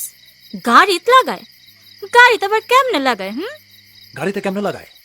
আর ওই কেস চলতেছে না শুভ্রা, ওই মায়ারে বসের রিক্সার থেকে টাইনা নামাই এই গাড়ির মধ্যে ঢুকাইয়া তিনজনে মিলে লাগাইটাকে গাড়ির তন বডিটা ফালাইয়া দিছে, বুঝছস? তোরে এখন আমি দেখামু এই গাড়ির মধ্যে কেমনে আয়।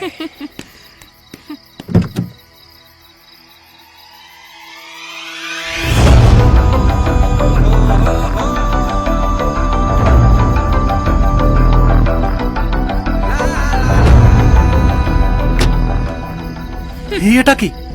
তোর আমলনামা কাল আদালতে জাজের কাছে যাবে।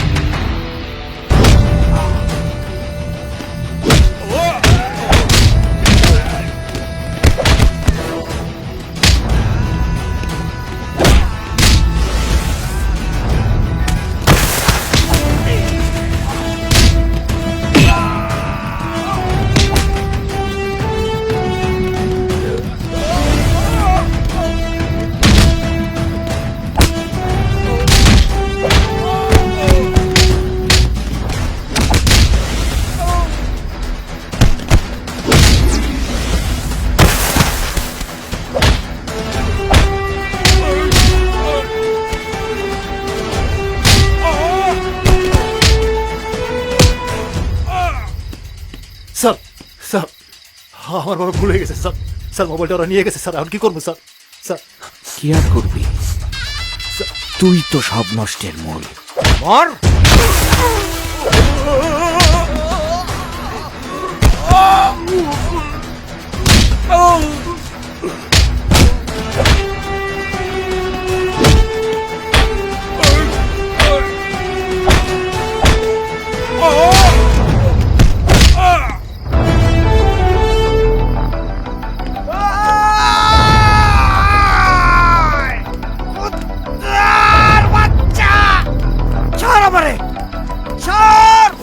অনেক জল্পনা কল্পনার শেষে আজ শুনানি হতে যাচ্ছে শুভ্রার ধর্ষণ মামলার রায়।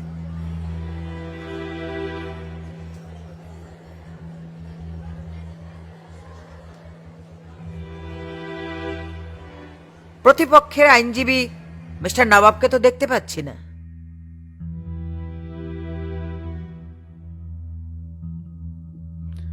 মাননীয় আদালত, পরাজয় সকলেই মেনে নিতে পারে না। আমার মনে হয় আদালতের সময় নষ্ট না করে আপনি রায় পড়া শুরু করে দিন।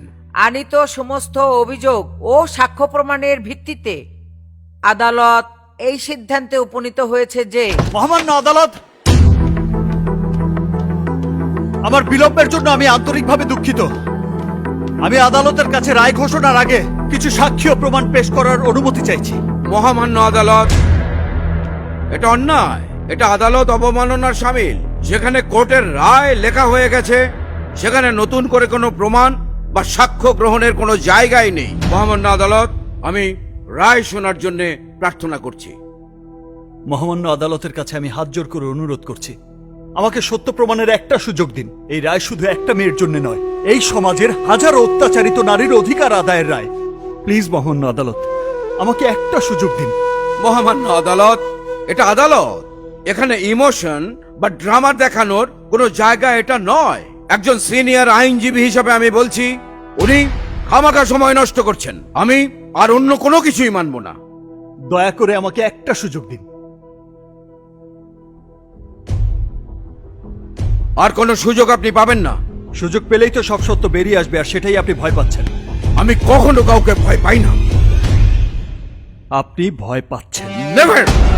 স্টপ স্টপ আপনি ভয় পাচ্ছেন। No never. Stop please stop.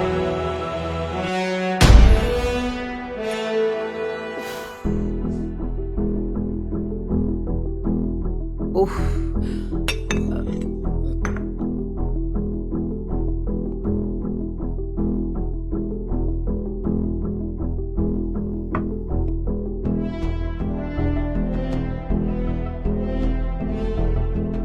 দয়া করে আমাকে একবার সুযোগ দিন।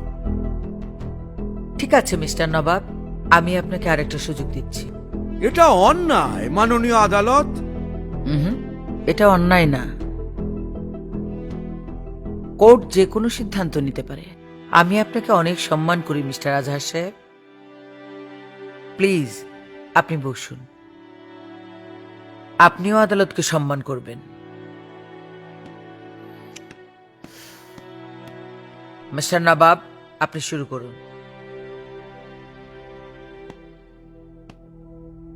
আর ওই কেস চলতেছে না শুভ্রা, ওই মায়ারে বসের রিক্সা থেকে ডাইনা নামাইয়া এই গাড়ির মধ্যে ঢুকাইয়া তিনজনে মিলে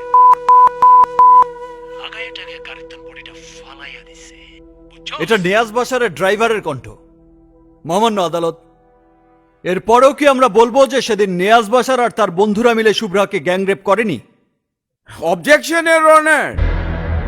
ইওর অনার, মিমিক্রি মানে ড্রাইভারের কণ্ঠস্বর অনুকরণ করে অন্য কাউকে দিয়ে এটা করানো হয়। আমার বাদীপক্ষ এর সত্যতা কোনোভাবেই প্রমাণ করতে পারবেন না। সত্যি বলেছেন আমার প্রতিপক্ষ। সত্যি আমি প্রমাণ করতে পারবো না, কারণ নিয়াজ বাশারের মতো নষ্ট শক্তির মানুষেরা নিজেকে বাঁচানোর স্বার্থে যে কাউকেই খুন করতে পারে, যেমন করে গত রাতে খুন করেছে ড্রাইভার। আবারও আষাঢ়ে গল্প বলা শুরু হয়ে গেল। আমার প্রতিপক্ষ এই কোর্ট রুমটাকে একটা কিন্ডার গার্ডেন স্কুল বানিয়ে ফেলেছেন from the very first day of this hearing. মহামান্য আদালত, আর সময় নষ্ট না করে আমি আদালতের কাছে রায় পড়ে শোনানোর জন্য প্রার্থনা করছি। আরেকটা ছোট্ট আষাঢ়ে গল্প বাকি আছে শ্রদ্ধেয় আজহার সাহেব।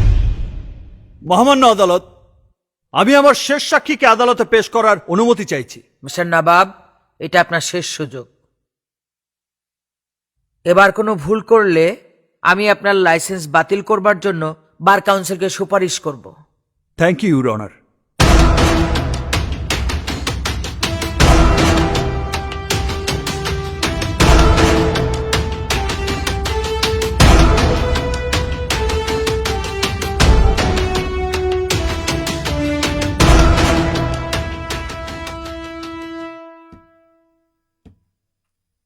ইউর অনার, কাঠগড়ায় যিনি দাঁড়িয়ে আছেন তিনি নিয়াজ বাশারের স্ত্রী ঋতু বাশার। এসব কি হচ্ছে মাননীয় আদালত? আমাদের বাড়ির বউকে কেন আদালতে হাজির হতে হবে? আর কতভাবে আমাদের পরিবারের মান সম্মান নষ্ট করা হবে? Order order.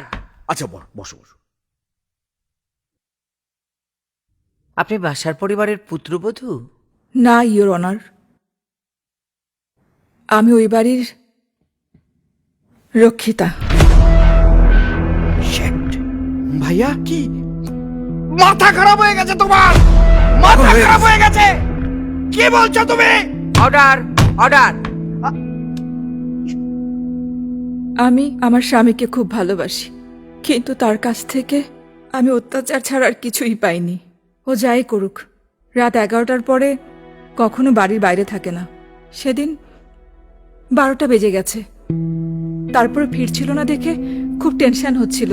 তারপর 12টার পর থেকে আমি ওকে ফোন করতে শুরু করি। কি হলো? এত দেরি করলে যে?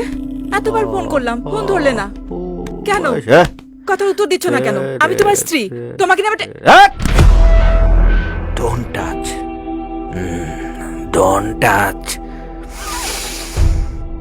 আমার শরীরে এখন শুভ্রা মেয়ে তো নয়, যেন ভাগিনী। শুভ্রা, শুভ্রা, শুভ্রার সাথে আমি এত জোস, দুর্দান্ত, অসাধারণ। শুভ্রা, এই নে শুভ্রার গন্ধ।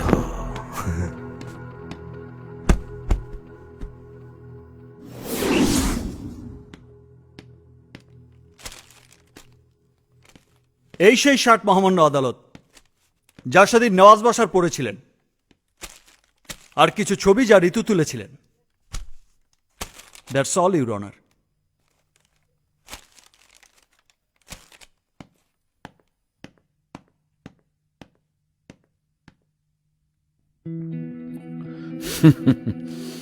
তো মিসেস বাশার, আপনি যে সত্য কথা বলছেন এটা আমি কি করে বিশ্বাস করি বলেন তো? এমনও তো হতে পারে যে আপনি স্বামীর সাথে ঝগড়া করে এখন কোর্টে এসে মিথ্যা সাক্ষী দিচ্ছেন, এবং এটাই হয়েছে মহামান্য আদালত। মিসেস বাশার, আমি আপনার দাম্পত্য জীবন সম্পর্কে যেটুকু জানি সেটা হচ্ছে আপনাদের দাম্পত্য জীবন মোটেও সুখের ছিল না, এবং আপনারা তিনবার পারিবারিক আদালতে গিয়েছেন ডিভোর্সের জন্য। পরে জনাব আজিমুল বাশারের সমঝোতায় আপনি আবারও ফিরে যান বাশার পরিবারে। কি সত্য কথা শুনে চোখে জল এসে গেল? না, সত্যটা শুনলে আপনাদেরও চোখে পানি চলে আসবে। মহামান্য আদালত, ও পাগল হয়ে গেছে, ওর মাথায় সমস্যা আছে, ও মিথ্যে কথা বলছে। হ্যাঁ, আমি পাগল। পাগল বলেই স্বামীকে বাঁচানোর জন্য নিজের ঘরে প্রতিদিন আপনার মতো মানুষের কাছে ধর্ষিত হয়েছি।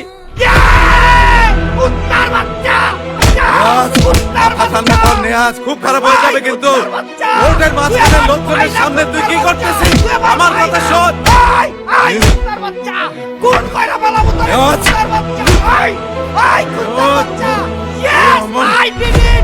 আমি অন্যায় করছি মহামান্য আদালত, যা শাস্তি দিবেন আমি মেনে নিব। Order, order. করছি, যা সাজা দিয়েন I did it. Mister Azhar সাহেব, কোনো আর্গুমেন্ট?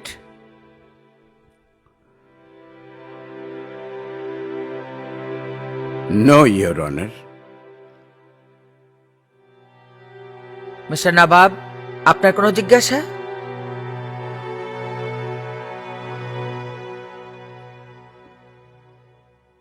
ধন্যবাদ মহামান্য আদালত। যে দেশে একটা মেয়ের পিরিয়ড হলে বা পিরিয়ডের ডেট দু একদিন এদিক সেদিক হলে পরিবারকে জানাতে বিব্রত বোধ করে বা ভয় পায়, সে দেশে শুভ্রার মতো একটি মেয়ে ধর্ষিতা হয়ে শত শত মানুষের সামনে এসেছে বিচার চাইতে। পিরিয়ড তো মেয়েদের কিছুদিনের জন্য অসুস্থ করে, কিন্তু ধর্ষণ তো একটা মেয়েকে চিরজীবনের জন্য স্তব্ধ করে দেয়। এখন সময় এসেছে সে স্তব্ধতা ভাঙার, আর সেটা আইন দিয়ে নয়, আমাদের সামাজিক সচেতনতা দিয়েই তা করতে হবে। সামাজিকভাবে একটা কঠিন বলয় তৈরি করতে হবে ধর্ষণকারীদের বিরুদ্ধে। মনে রাখতে হবে, নারী ধর্ষণ মানেই হচ্ছে স্বাধীনতা হত্যা। We will take a short break. বিচারকের বাইরেও আমি একটা মেয়ে।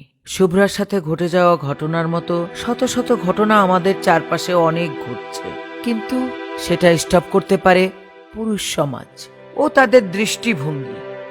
উপযুক্ত সাক্ষ্য প্রমাণের ভিত্তিতে আদালত এই সিদ্ধান্তে উপনীত হচ্ছেন যে নেওয়াজ চৌধুরী, পাবেল খান, জুনায়েদ আনসারী 2 মার্চ রাতে রেডিও আরজে শুভ্রাকে জোরপূর্বক ধর্ষণ করে। পেনাল্টি কোড 1860 সালে 376 ধারা মোতাবেক আসামি আজিমুল বাশারকে যাবজ্জীবন সশ্রম কারাদণ্ডে দণ্ডিত করা হলো ও দৃষ্টান্তমূলক শাস্তি দেওয়ার লক্ষ্যে 5 কোটি টাকা অর্থদণ্ডে দণ্ডিত করছে। উপস্থিত আসামিদেরকে কেন্দ্রীয় কারাগারে প্রেরণের জন্য আদেশ দেওয়া হলো।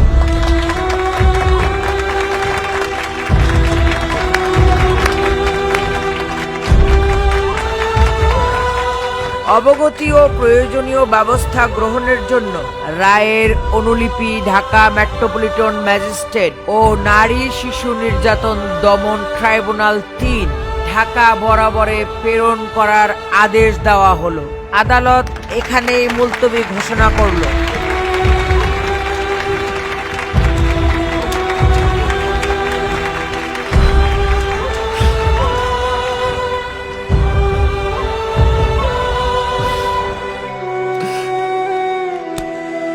আমি তোমাকে বলেছিলাম যে তুমি আমার 18th অ্যাসিস্ট্যান্ট হওয়ার যোগ্যতাও রাখো না। আজ আমি বলছি তুমি আমার সমকক্ষ হবার যোগ্যতা রাখো। Thank you. ওয়েল ডান।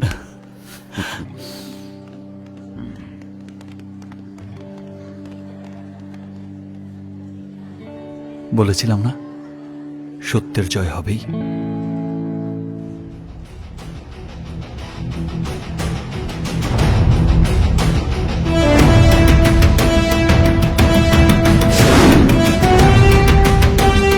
আমার রাসূলুল্লাহ ইসলাম বলে যে ব্যক্তি নর্ম এবং সুন্দর ব্যবহার করে মানুষের সাথে, সেই ব্যক্তিকে আল্লাহ বেশি পছন্দ করে, তাকে সম্মান দান করে।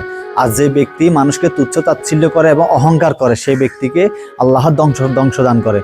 তো আসলে আমার রাসূলুল্লাহ ইসলামের আদর্শ হচ্ছে যে আমরা মানুষের সাথে সুন্দর এবং হাসি মুখে কথা বলবো, মানুষের সাথে আচরণ সুন্দর করব। এটা হচ্ছে একজন মুসলমান এবং মুমিনের লক্ষণ।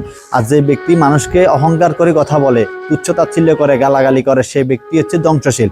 তো আমরা সবাই আমার রাসূলের আদর্শ অনুযায়ী জীবন পরিচালনা করব। সবাই একে অপরের প্রতি সহানুভূতি এবং সুন্দর আচরণ দ্বারা আমরা জীবন পরিচালনা করলে দুনিয়া এবং আখিরাত দুইটাই কামিয়াব হবে।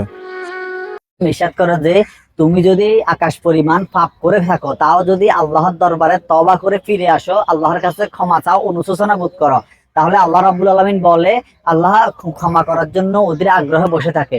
বান্দা ক্ষমা চাইবে, আল্লাহ ক্ষমা দান করবে। কিন্তু আল্লাহর নাম হচ্ছে রহমানুর রহিম।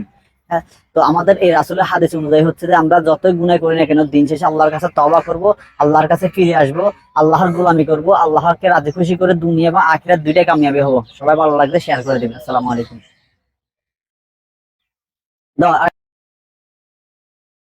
আমার রাসূলুল্লাহ ইসলাম বলে যে তোমরা সালামকে বেশি বেশি প্রচার করো এবং ক্ষুধার্ত ব্যক্তিকে কিছু খাওয়াও, পেট ভরে খাওয়াও এবং পথহারা ব্যক্তিকে পথ দেখাও। আর তুমি যেটা তোমার জন্য পছন্দ মনে করবে সেটা তোমার অপর ভাইয়ের জন্য পছন্দ করো।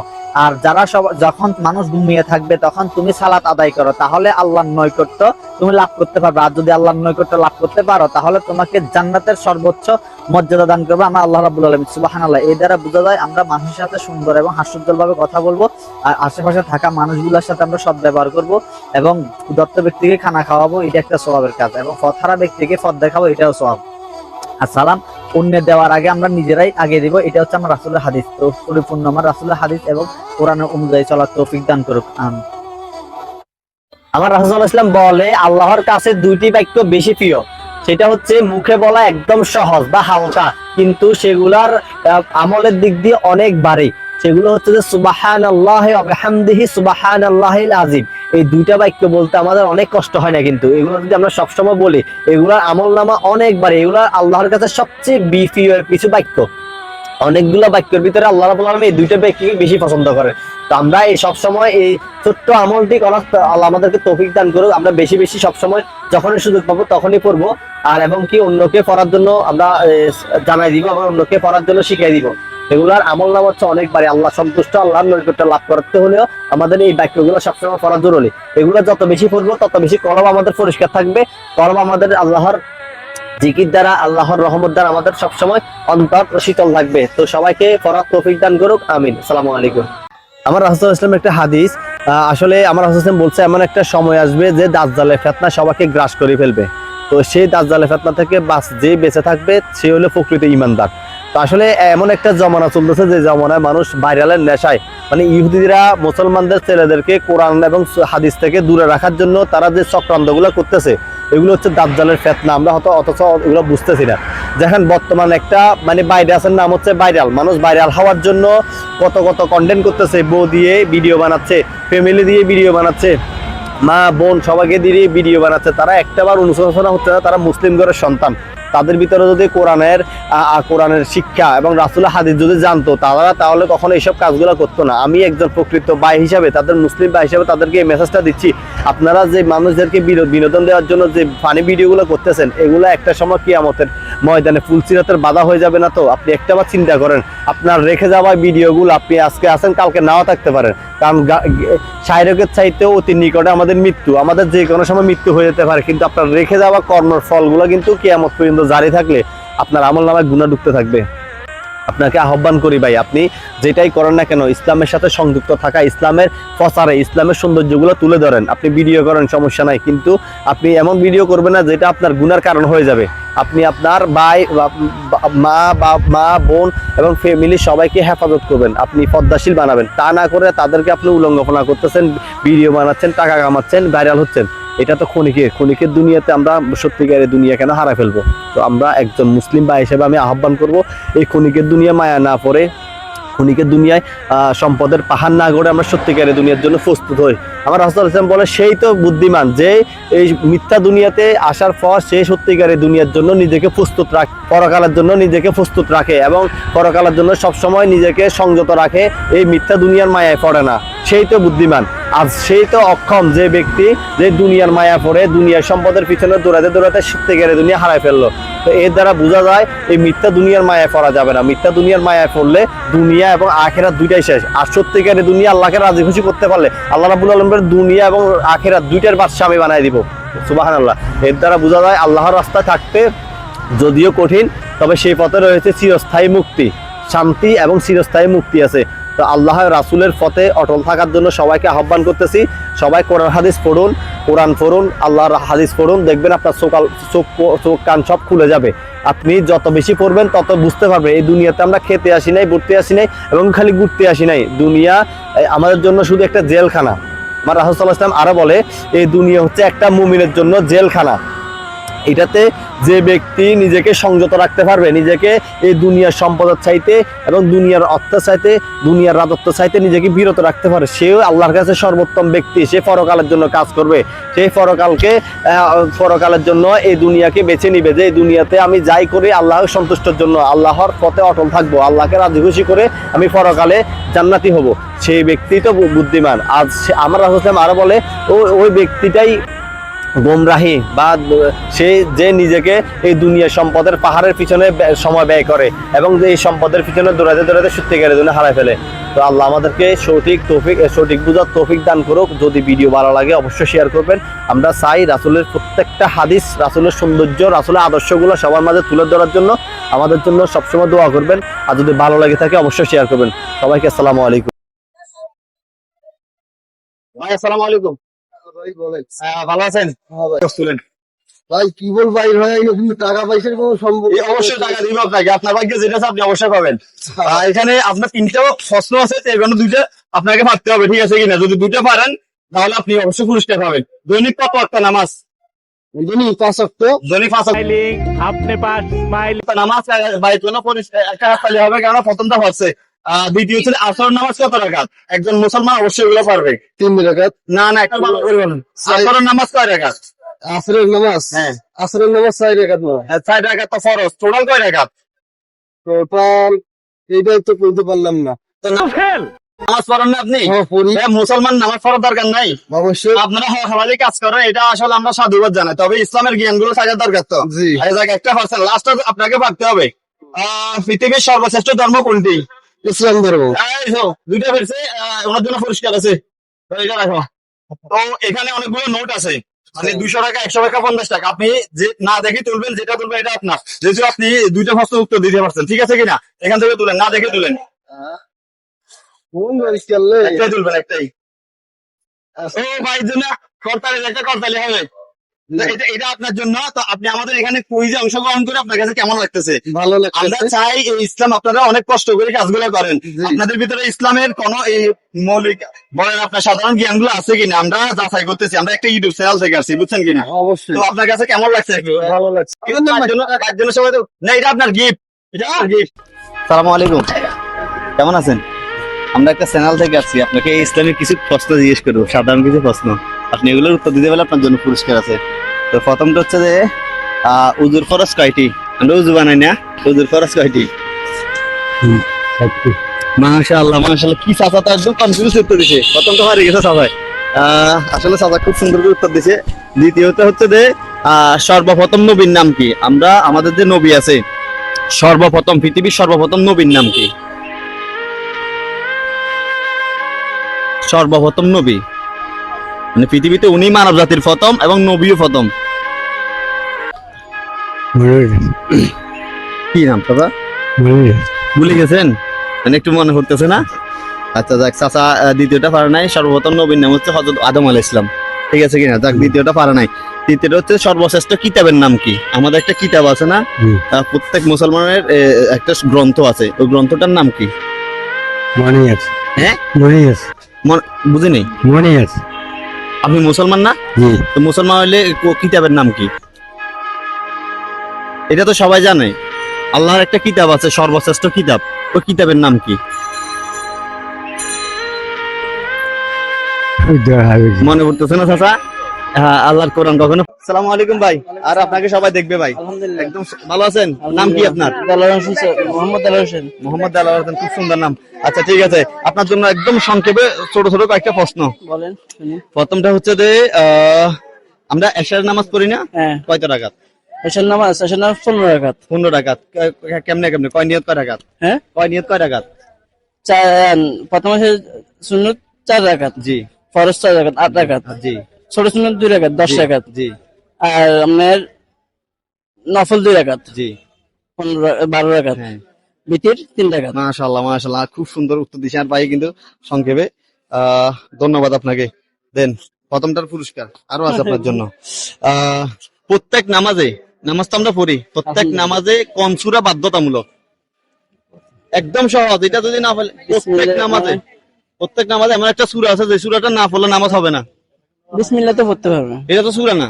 আউযু বিল্লাহি বিসমিল্লাহ তো প্রত্যেক নামাজের সূরার আগে পড়তে হয়, কিন্তু সূরা কোন সূরা পড়তে হয়? এই তো দ্বারা খাওয়া দিছেন। আচ্ছা যাক, ওরা বলে দিছি কিন্তু কানে নেন না। সূরা ফাতিহা পড়তে হয়, ঠিক আছে? সূরা ফাতিহা বাধ্যতামূলক। যাক, দ্বিতীয়টা পারে নাই। পবিত্র কোরআনে কয়টি সূরা আছে? ছোট বড় সব মিলে কয়টা? আমি কিন্তু এখানে বলছিলাম, আপনি বলছেন, ঠিক আছে, আমি শুনেন না, না শুনে বাদ দেন, আপনি আপনার জ্ঞান থেকে বলেন। আপনি বলছেন, ঠিক আছে, আমি মানতেছি। আমি কোরআন শরীফ পড়িনি, তাই বলতে ছোট বড় থেকে কোরআন শরীফ পড়েন না? আমি পড়তে পারিনি, সময় পাইনি। যে কোরআন আমাদের জন্য আল্লাহ রাব্বুল আলামিন আমার জন্য পাঠাইছে, আমাদেরকে হেদায়েতের পথ দেখাচ্ছে। আপনি বলছেন, আমি স্বীকার করছি। এটা মিছা কথা বলে লাভ নাই, আমি কোরআন শরীফ পড়িনি।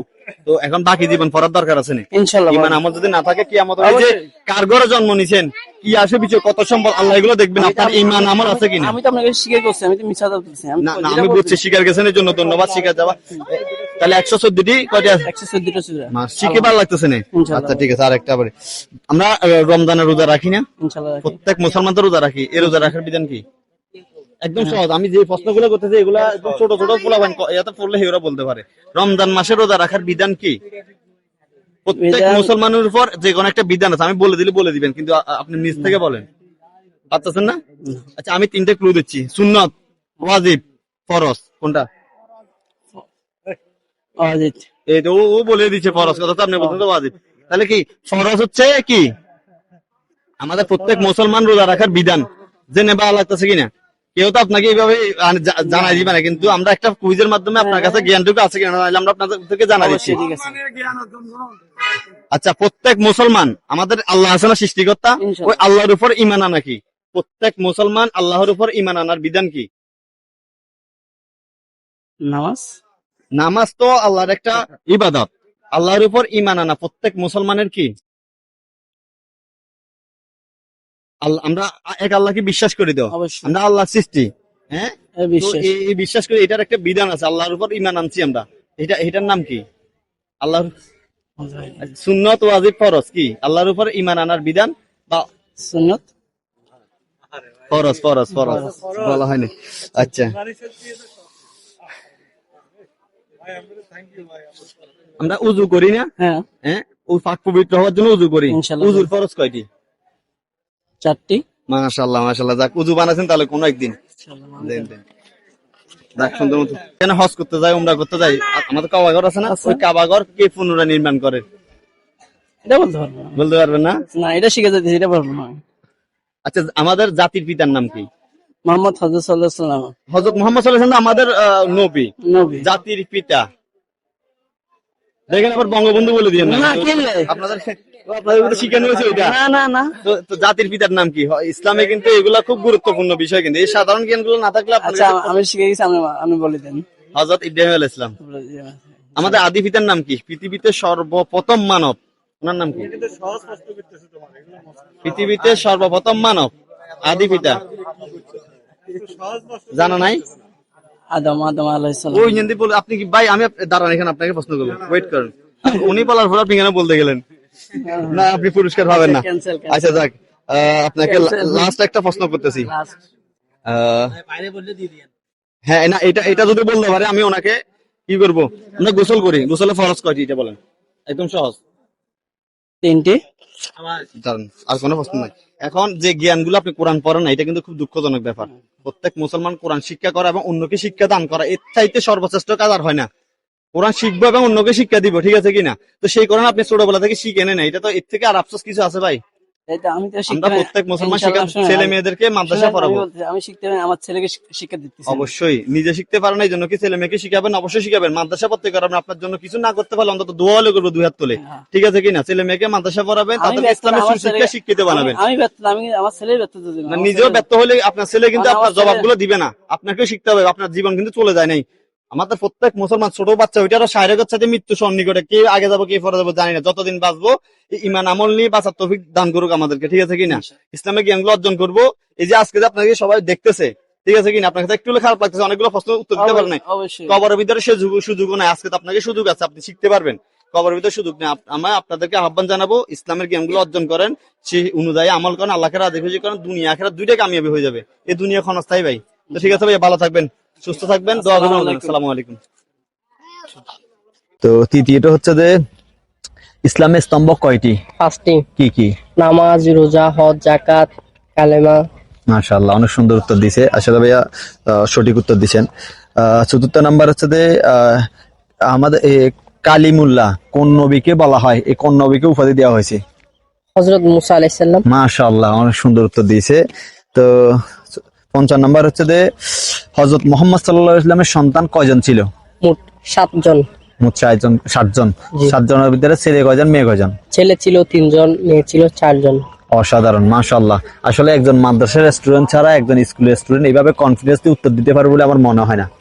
তো আসলে অসংখ্য ধন্যবাদ ভাইয়া। আপনার কাছে কেমন লাগতেছে আপনি আমাদের এই ইসলামিক কুইজে অংশগ্রহণ করে? আলহামদুলিল্লাহ, খুবই ভালো। আমরা আসলে ভাই সুন্দর একটা উদ্যোগ নিয়েছি যে আমরা যারা সাধারণ মানুষ আছে তাদের কাছে ইসলামের জ্ঞানগুলো কতটুকু আছে সেটা আমরা আসলে যাচাই করতেছি। আমাদের চ্যানেল থেকে আমরা প্রতিনিয়ত